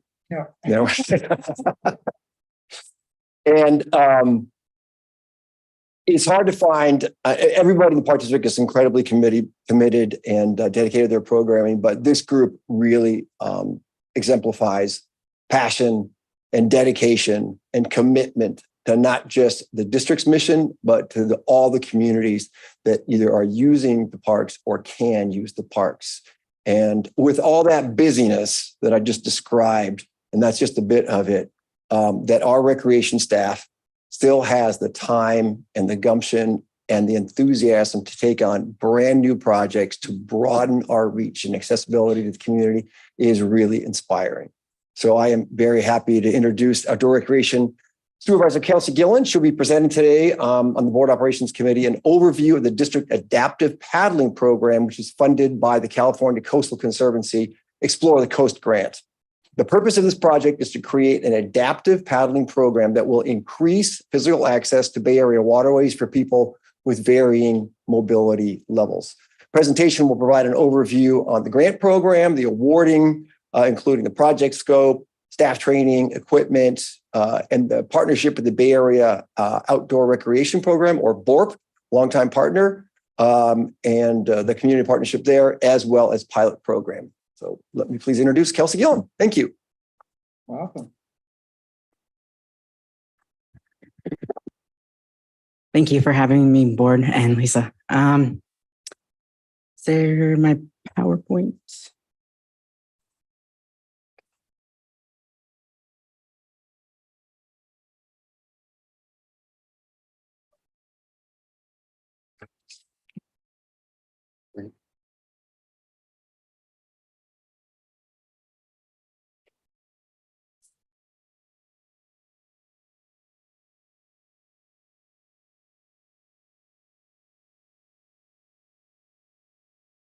And thank you, Mike, for that wonderful intro. For my first slide, just wanted to kind of review, I went over this a little bit, just some of the programming that we do in our work group, Outdoor Recreation. Specifically, right now we are in the middle of our day camp and overnight camping programs, as well as our Teen Eco Action Week, as well as Prepping for Trails Challenge. We are basically a year-round outdoor recreation mobile unit, and we are in the business of having fun. Sometimes it can be a little stressful, but mostly we're in the business of having fun. The stress comes when we can't serve members of the public that we would like to. So that's a big part of this presentation, is creating access for folks with limited mobility, specifically in their lower bodies, to help get them out onto the water, to get that experience of seeing the coastline, the shoreline of their parks from a different perspective. It also creates a sense of peace, sense of ownership of our waterways. And that's really important to what we do in our paddling program. We try to make everything based off of introductory levels, safety, education, and hopefully fun. And just some of the outdoor recreation paddling programs we offer. We offer 2 kinds of boating programs and then 2 types of programming. So we offer canoeing and kayaking programs throughout the district. Specifically, our advertised public programming in our regional nature activity guide, as well as a website, are our Kayaking for Folks 50 Plus class, which is an introductory skills class. We offer that same class as Discover Kayaking for more of a family type vibe. Our Brooks Island Adventure is where we kayak from the Richmond Marina all the way to Brooks Island, and then we take a tour around the island led by a naturalist.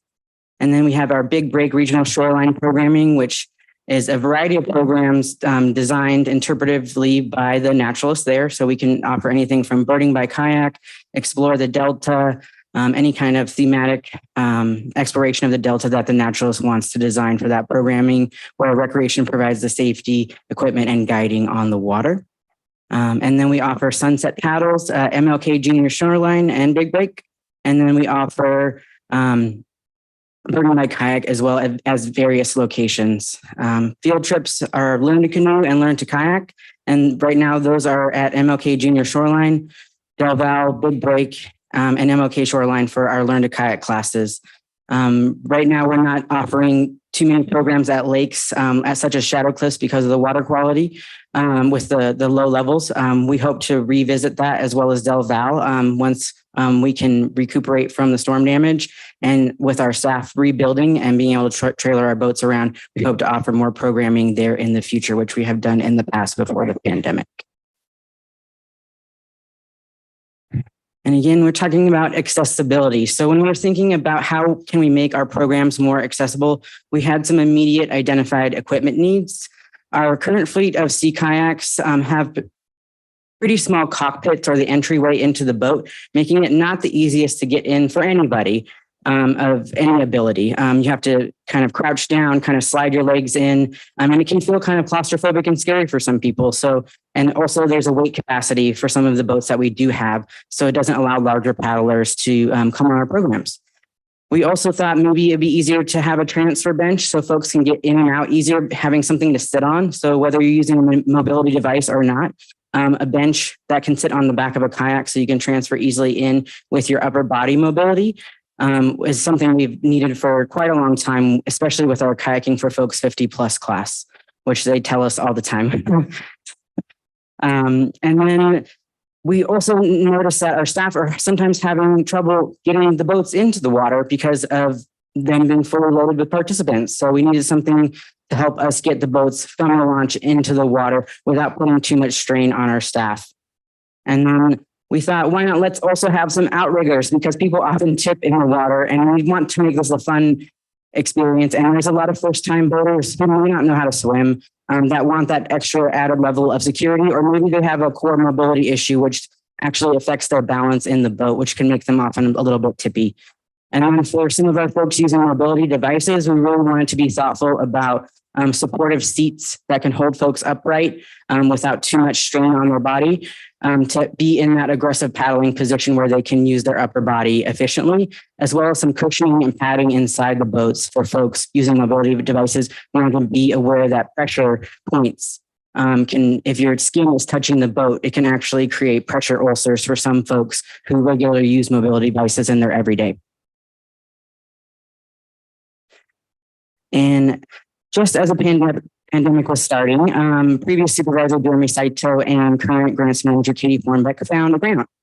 Coastal Conservancy Explore the Coast grant provides coastal experiences for people and communities who face challenges to accessing or enjoying the coast. So we thought, perfect.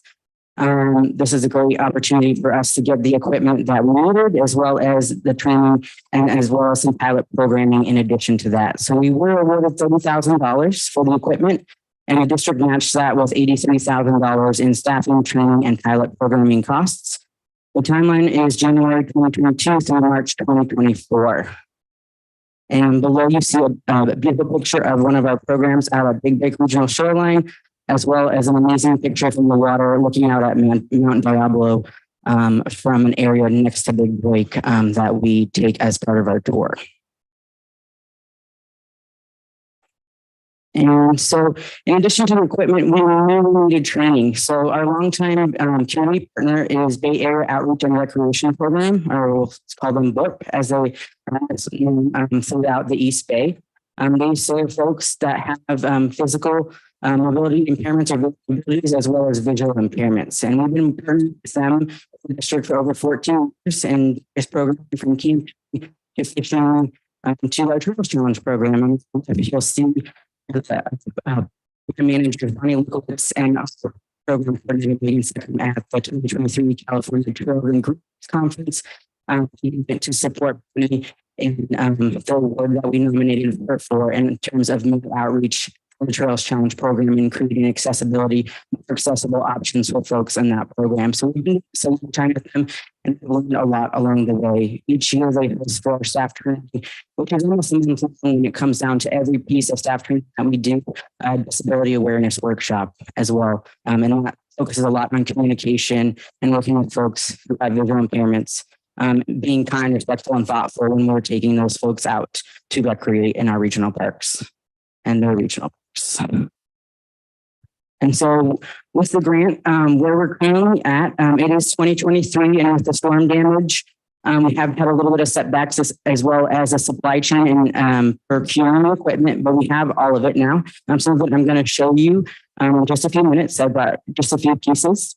We also noticed that we're probably going to need some more equipment as well in terms of lifts for folks that don't have upper mobility to get into the boats.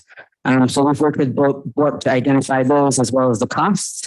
And right now we're currently being trained by BORP at the aquatic park facility in Berkeley. We have staff going down there monthly to learn from them and to work with their clients specifically, as they have a huge client base and already an adaptive kayaking program based off of independence in kayaking with support of guides and all of these mobility aids to get into the boats. So it's not a tour type class like we offer at the district. It's more of an independent recreation programming. And so we are definitely learning a lot in terms of pushing, placing, communication, how to use outriggers, rescues, and things like that, as well as from the company that we purchase the equipment from. It's called Creating Mobility. They're based out of Minnesota, and they're also providing us some specific training on the equipment that we have purchased. And in terms of the equipment, we have 4 single kayaks, 8 tandem kayaks, 4 chariots, and 8 uprising supportive chairs, as well as some seat cushions and outriggers that we have for all of the boats as well. And so we actually have started integrating that equipment into our public paddling programs. Our Kayaking for Folks 50+ class, we have started using our bigger cockpit boats. And they've been working really well. They'll have a nice wide bottom, so they're really stable. We haven't tried any of the outriggers yet. Folks have been really excited to just know that there's a boat that fits them. The outriggers, we are going to be testing for folks that are just pretty scared. Sometimes folks come and they are definitely a little scared. So that can add a little bit more safety and ease for them. We've scheduled most of our programs for fall and winter 2023, which is the best paddling months in the bay in terms of wind and weather.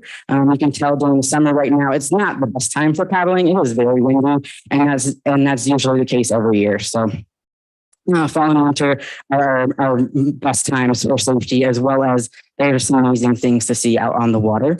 So we're going to be doing 8 programs with BORP participants specifically because they know their clients the best.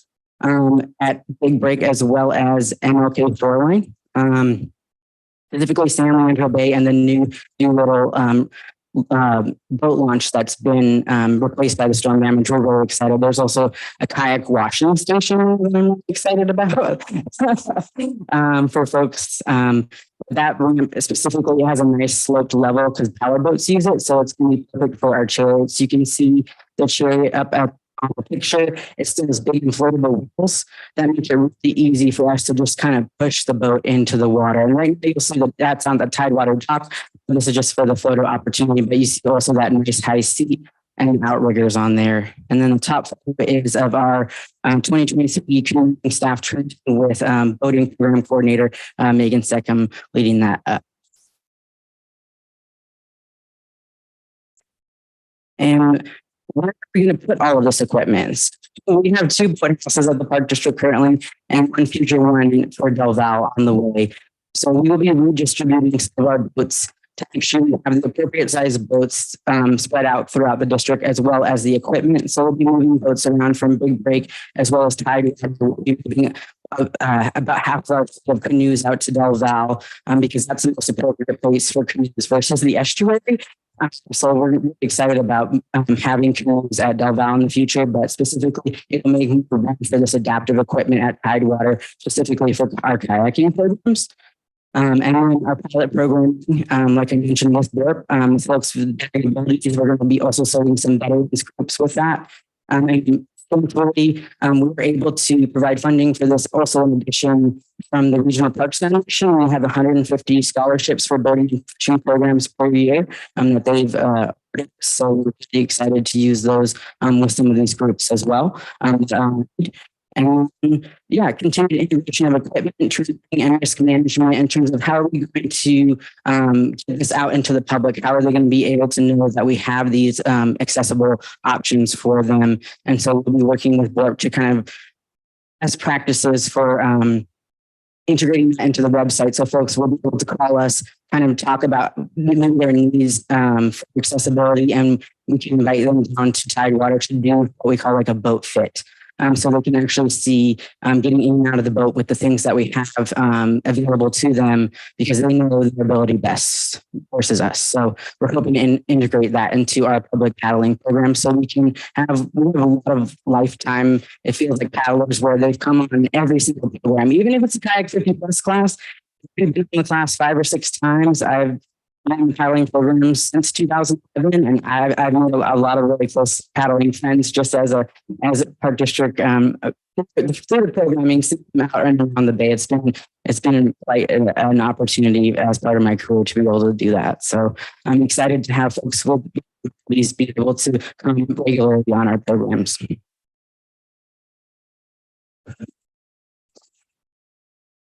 Yep. Oh, and just for the equipment that we have, so through the padding, we have the inflatable.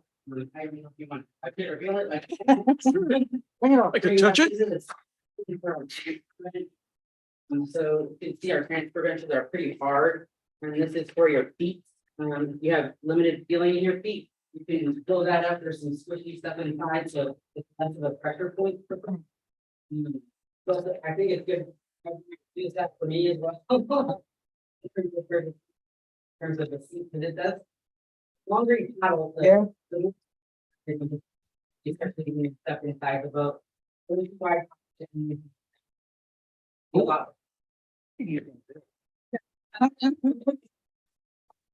could use it for our chairs up here. These are the outriggers, and they go on the back of the boat. So you can just snap them in so that you can use the boat with or without them, which is really cool. And they'll still have that right no matter what.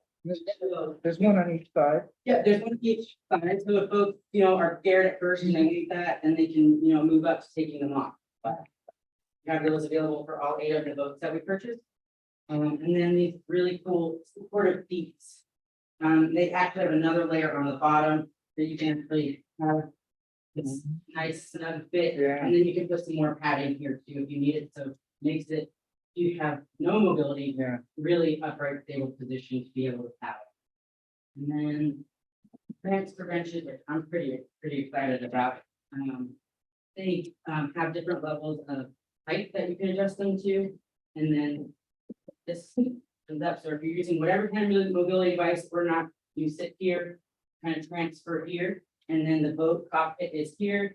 And when they're ready, they can scoot forward. We can put this back, take it off, and you can sit right inside your cockpit. So if you have any kind of knee injuries, and you just want to do like a full sweep with your legs outright, the cockpit is so large, you'll be able to do that and get in and out easily. In the past, we don't do physical transfers, but we can offer an arm or shoulder or try to get something that helps folks get in and out of the boat, because the boat fit is the most important part to paddling. If you don't have the correct fit, it becomes really unstable and uncomfortable. So would that be used on shore? Yes. And On not on the shore. water? You say if somebody's using a wheelchair, they could push themselves from a chair onto that bench and slide on. If they have the upper mobility to do so, but if they don't, that's what we're looking into getting a portable. So we'll be able to use that as well, and we're currently getting training on how to use those as well. So we'll be able to do that in probably early next year. Very cool. Questions from the committee? Go first. Go ahead. Thank you so much for being here today and sharing this with us. This is a really important program that we have to offer, and I'm so thrilled to know about this. So, and thank you for bringing and demonstrating some of the equipment. It's nice to see that, because sometimes, we're in these meetings with all the paper and the slide decks. And so it's just nice to be able to connect with some of the programs that we have to offer in the Park District. I think I'm mostly going to share just a comment, so it's not really a question.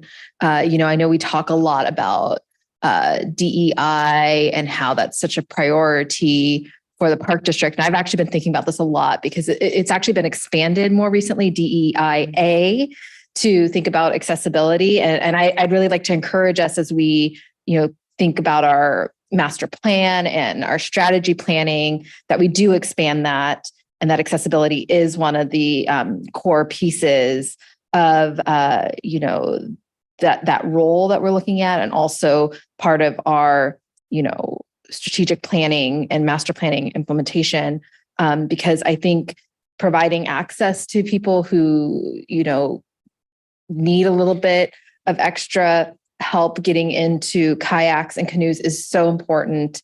And I really want to make sure that this continues, and hopefully we'll be able to also find ways to expand, opportunities, and also expand who is able to join. I think it's great that you're working with BORP. I heard you call them, to bring in some of their community members to also just, kind of get the initial processes down in terms of being able to use this equipment. And I think that, once we get through this, I have a feeling there may even be additional grants and program support out there, and or partnerships. I think a lot about, how the counties, actually Alameda and Contra Costa County, are set up with human services departments where, accessibility is a big part of those human services departments. So maybe, 1 or 2 years down the road, once we start having some success with these programs, that might be an area of expansion, is looking at what programs are at the county and where there can be some alignment and maybe some partnership there. And then I know even our local cities, some also have programs focused in this area, so that may also be another source for expansion. But certainly for now, let's see how the fall goes. And I can't wait to hear a follow-up on this. So thank you again for coming here today and sharing this information. Thank you, Director Sanwong. We're really excited to try this out, and expansion is already in our thought as well, especially the community partner opportunities. BORP serves both counties, Alameda and Contra Costa, in terms of their kayaking program. And the only other one that I'm familiar with is Environmental Traveling Companions. So that's just 2 out of how many folks in the Bay Area that, live with, mobility issues, that can only paddle with those 2 agencies. So eventually, hopefully we'll have lifelong paddlers just being able to come regularly on our, Birding by Kayak program, which would be so cool for us.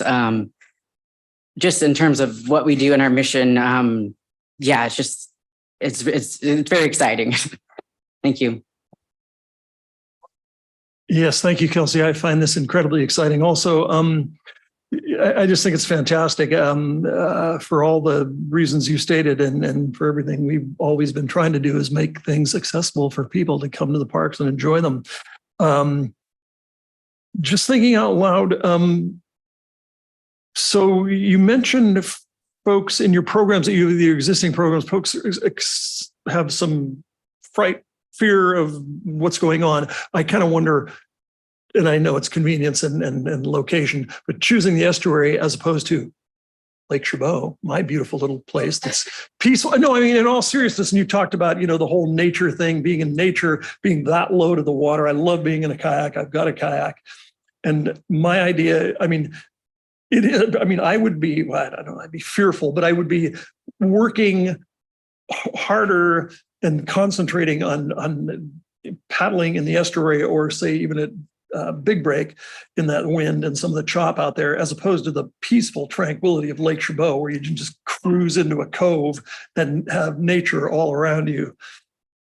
So I'm wondering if, well, I don't want you to change your program, but do people, have you ever considered, so if a group goes out, or if there are 8 boats, I'm not sure where they're all located, but if 4 people go out together, do you have escorts that go with them from the recreation department, or does BORP provide escorts, or does, what I'm getting at is, do you need lifeguards? Because I bet the lifeguard program would help you with that.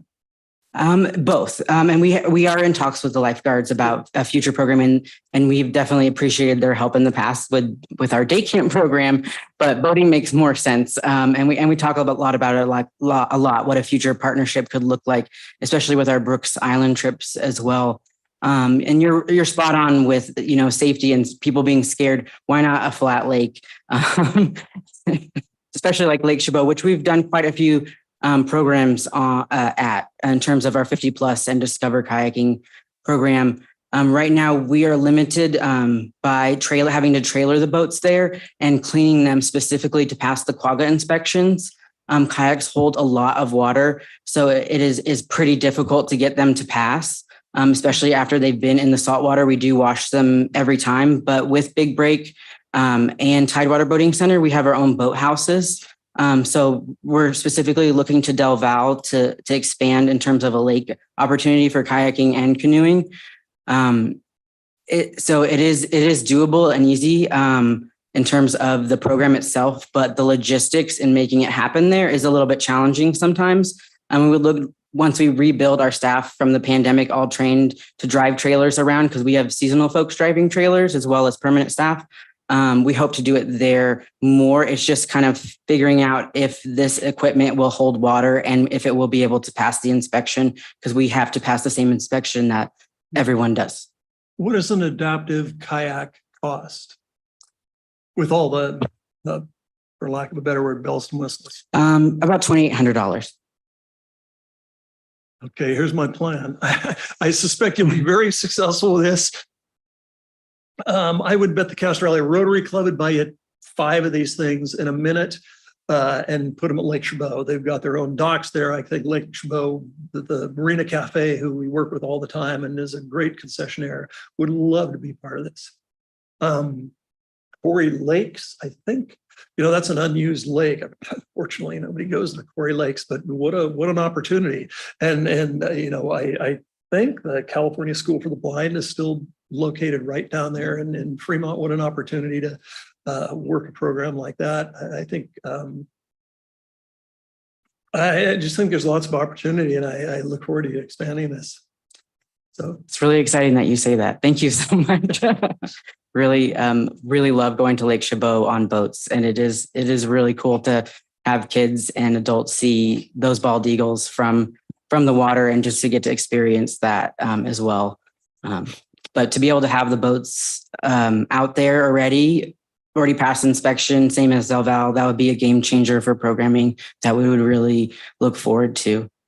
Yeah, and I said it for the fire department. I don't know why I'm on this, but Backroads, if you could get this program in Backroads, I think you'd get support and participants easily. Amazing. Thank you, Director Waspi. Amazing. The potential for expansion is huge. But how do you get your seasonals? Are you having trouble like the lifeguards? Yes. absolutely. We have been trying various things over the years, especially coming out of the pandemic. It's definitely different every year in terms of our recruitment presentations at San Francisco State, presentations with our community partners. Folks, we love hiring folks that have been through our programs, especially our young people. We try to go for them, but that is a entry-level position versus, a recreation leader 4 is our highest position. It's a program director position, and that's what we're struggling with the most in terms of hiring. So folks that already know how to kayak guide and have that risk management experience in terms of boating specifically. We're also hiring a lot of retirees, which is great. Previous manager Dave Zuckerman is also one of our employees, Cool. and he hired me, and now I get to be his boss. So that's pretty cool. So it is challenging, but this year we're hopeful for next year in terms of we also do paper flyering as well, listservs for outdoor recreation associations, CPRS, but we just kind of heard from time and time again, it's just the cost of living in the Bay Area for a seasonal position is not easy for some folks. So people that work for us probably have 2 other jobs or are a retiree. But we do have a lot of longtime staff who just love this type of programming or types of fishing and things like that. So we do have a lot of longtime employees that have come back year after year to work for us. So it is challenging, but we are really grateful for the staff that we do have. And we also have another permanent position that we're filling this year as well for a recreation assistant. So they'll be stepping in to lead a lot of these programs and training staff consistently. Great. And how do we advertise not only the seasonal openings, but also the activity? The activities are advertised through the website as well as the RIN, the activity guide. As well as through our community partners. We did have paper flyering before, but now we do use Facebook, the district social media accounts, if we need help. But they are filling, our programs fill really easily in terms of boating specifically. Yeah. And there's always a demand for more or an intermediate course or something of that nature. It's just kind of our capacity to offer this many. I think we serve about 500 people a year in boating programs. On the pre-pandemic. So we're hoping that is the same moving forward, if not more. And then for the seasonal staff, it's HR recruitment. So yeah, like I said, just the websites, presentations to schools and things like that. And then past program participants, and then word of mouth for folks that already work with us, that already have that community of outdoor recreation, guiding and teaching. We get folks that way as well. Our hardest seasonal positions to fill are actually day camp because it's just such a short amount of time. And when folks get out of school, the districts have all different time frames that folks get out of school. So the opportunity to train staff is difficult. In terms of if people are coming from college out of the Bay Area to coming back or coming out of high school. So we're trying to figure out what's the best way to maybe do multiple trainings or have folks shadow if they can't get on in time. So we're trying every which way to can retain our seasonal staff and to make accommodations for them in their schooling as well. And Zoom has really helped out a lot with that. And how are we keeping data on where the users are coming from? Are they coming from like say if Tidewater are the participants coming from East Oakland or West Oakland or? For our community partners, yes. Yeah. We do keep data on that, as well as the year that they've done the trip, especially with our Samaritan application where they apply for field trips now. It's a lot easier to collect that data. For ActiveNet, we have just evaluations. I don't have it logged where folks are coming from, but I believe ActiveNet in some capacity could track that. Okay, good. Yeah, I think that's important. Well, God, this is great. I can't wait. I have a nephew and I haven't seen since the pandemic, but he's in San Francisco, but he's wheelchair bound and I want to bring him out here. So this will be cool. Any public comments? No public comments on this item. Any other comments? Lisa? Yeah, I think I saw Tiffany hovering, and so I think it is helpful. Just so one of the things that I forgot to mention at the board workshop a couple weeks ago was that as part of our work plan is to really look at the data of our users, and so I think if this is maybe a nice segue for Tiffany to just give an update on that. Yeah. Thank you.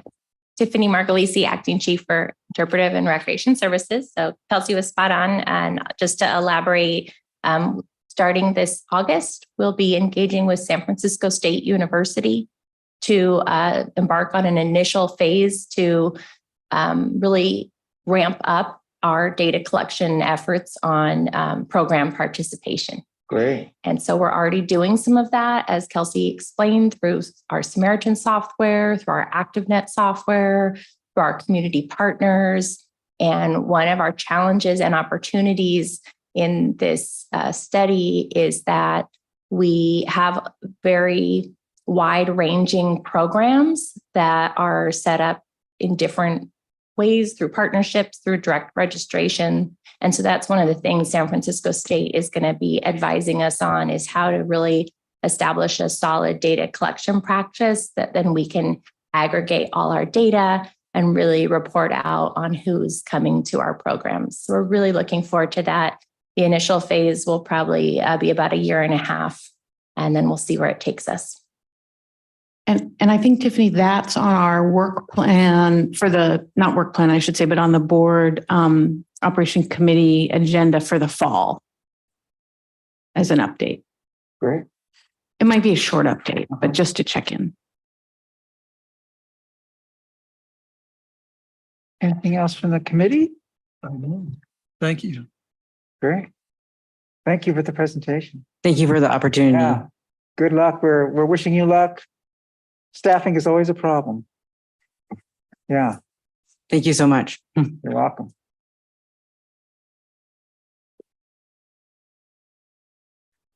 Thank you. Are there any other additional comments? No public comments at the end of the session?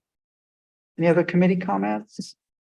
I have one Yes. comment that I wanted to make here at the operations committee. I mentioned it yesterday so yesterday I got to go to the park advisory committee, which was great because, I was on the park advisory committee for the past 8 years before joining our board. And so it was nice. It kind of felt like going back home, especially because the meeting was in person versus Zoom. And, leading up to the beginning of this year, it'd been 2 years that we were on Zoom. So it was nice to be back in person here in the boardroom with the PAC. But one of the comments I had shared yesterday that I do want to share with this committee, because it's something I am trying to process through and figure out the next steps. In the city of Pleasanton, the city council last Tuesday at their city council meeting in the first reading, so there will be another final reading for this. They passed on a vote of 3-1 to allow class 1, 2, and 3 e-bikes on at the Augustine Bernal Park on the Pleasanton Ridge. And those trails do connect to our Pleasanton Ridge regional trails. And, many people that will access we'll just say this in a geographical sense, the Pleasanton Ridge through Augustine Bernal don't always know when they're on a City of Pleasanton trail versus an East Bay Regional Parks trail, although there is signage. So if you are up there, if you're looking, you can see it. But I think for maybe the typical park user, they might not be looking at the signage. So the reason I'm bringing this up is, I'm trying to figure out, the best way for us to communicate our perspective with the Pleasanton City Council. And I certainly have my own personal opinions on this, but just to give a perspective. So the Augustine Bernal Park is about 267 acres, whereas our Pleasanton Ridge Regional Park is 9,000 acres in terms of what's currently open. I don't believe that includes the land bank property there. So, and then also anecdotally, I can share, because I've already started talking to people about this topic. I know that e-bikes are already up on the ridge.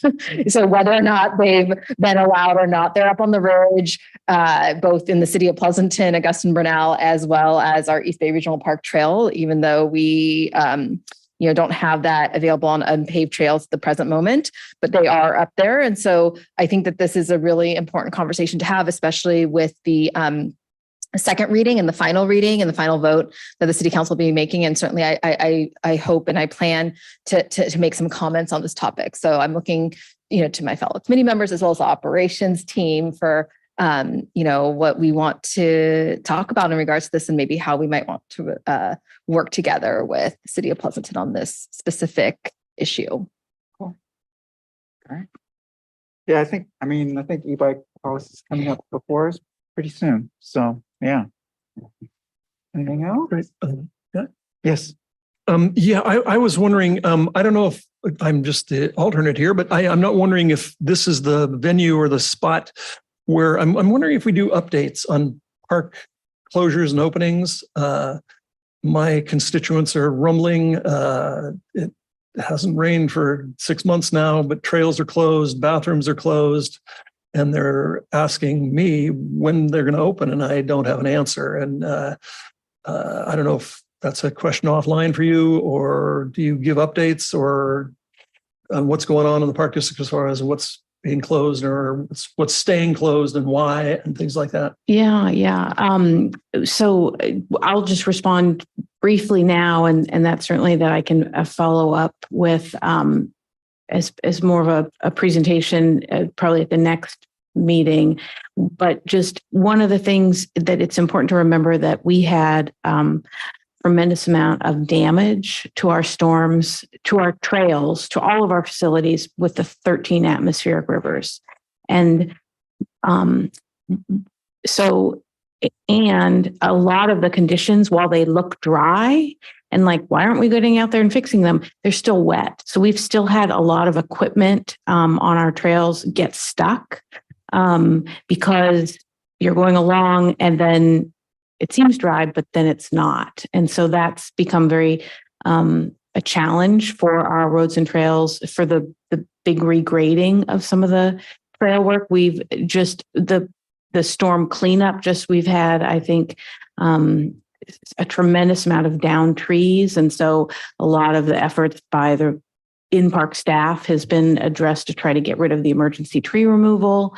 And then with regard to the bathrooms, I think I would have to follow up more specifically on to understand which facilities you're referencing. But the trails, and I think if you recall, that's one of the things that I highlighted at the workshop is responding to the trail damage from the storms is a number one issue and a number one priority.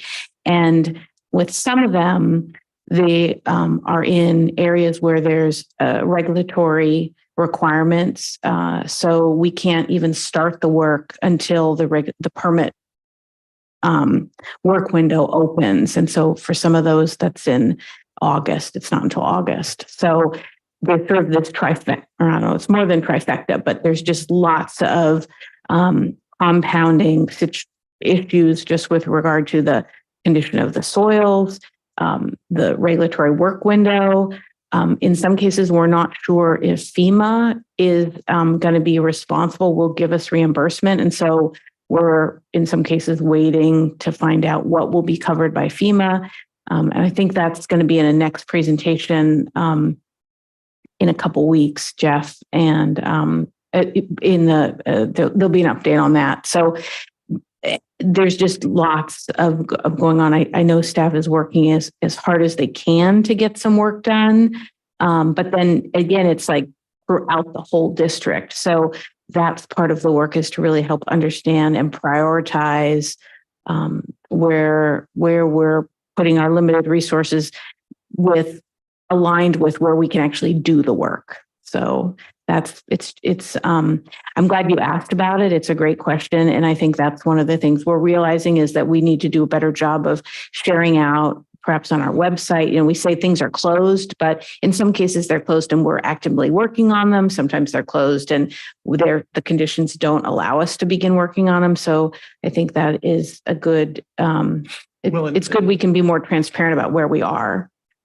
Yeah, and I understand all the technical reasons for doing stuff, but I think, and Olivia brought it up too, is, people do things, and so we have closed trails. There's nothing wrong with trails. People hike on the trail every day, but we're just encouraging and never enforcing anything. We're just encouraging. You do whatever you want. Anything, any signs, a suggestion.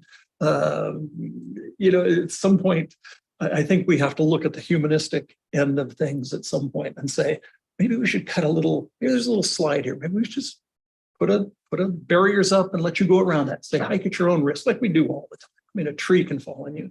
But to suggest that you can't go there, and there's all kinds of stuff saying you can't go there, but everybody hikes there, everybody does it, and you're conditioned to say, it's just the park district. They're just suggesting this.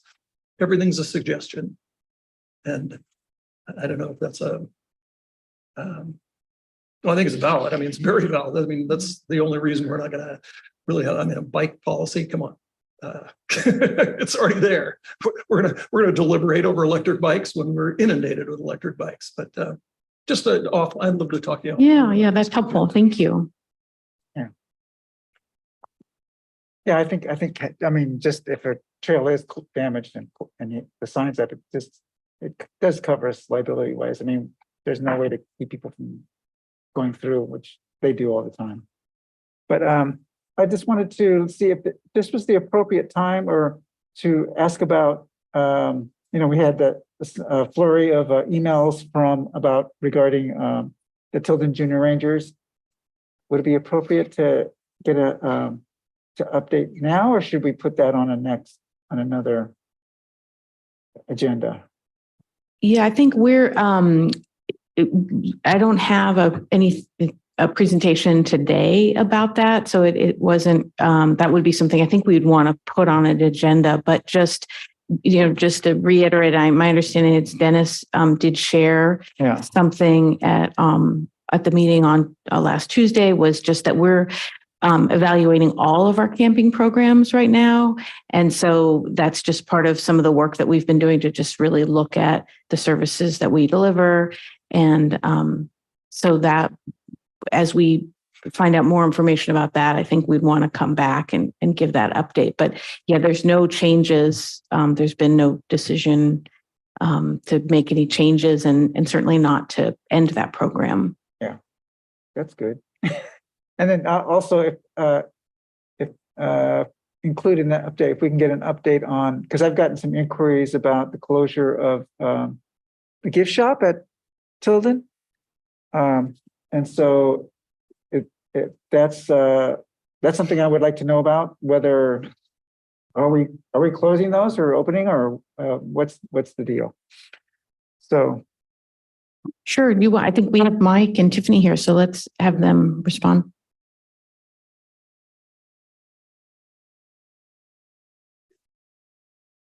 Okay, great. Thank you. I can get back to you with some of the dates, but my understanding is the decision to discontinue the retail gift shop at Tilden Nature Area specifically was made a number of years ago. And a couple of the reasons why we've done that in the past at some of our visitor centers is some of the retail items in the past, the products weren't necessarily aligning with our sustainability values. In terms of, selling what we were selling. And also we wanted to better direct some of the staff resources towards serving the public, as supporting with programs. So I can get back to you offline about when those changes happened, but they certainly predated, I believe they predated even the pandemic. Okay. Yeah, I was totally unaware. Yeah, that would be great if you could bring that to us. That'd be good to know. And then, and I just wanted, because I'm going to be on vacation and I'm going to miss the next board meeting. But I wanted to thank operations for the board tour.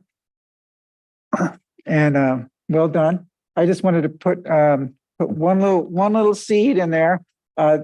Around the potential construction around Brooks Road, the bridge. I just wanted to advocate that. I think it was Scott was saying that our roads and trails doesn't do work around running water, but I think they do. Yeah, So I think there's a possibility of, Yeah, I don't think that was we've had some follow-up conversations. And so I think that particular response was if not there's a possibility of, incomplete. it would be maybe cheaper in the long run, because they were talking about $1.5 million.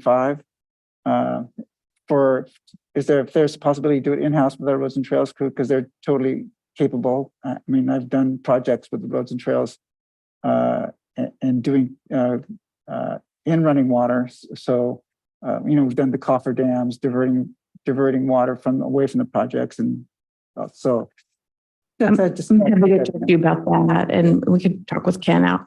Yeah, thank you for that. Great. Thank you. So anything else? With that, I think we are adjourned. Thank you so much for all the presentations.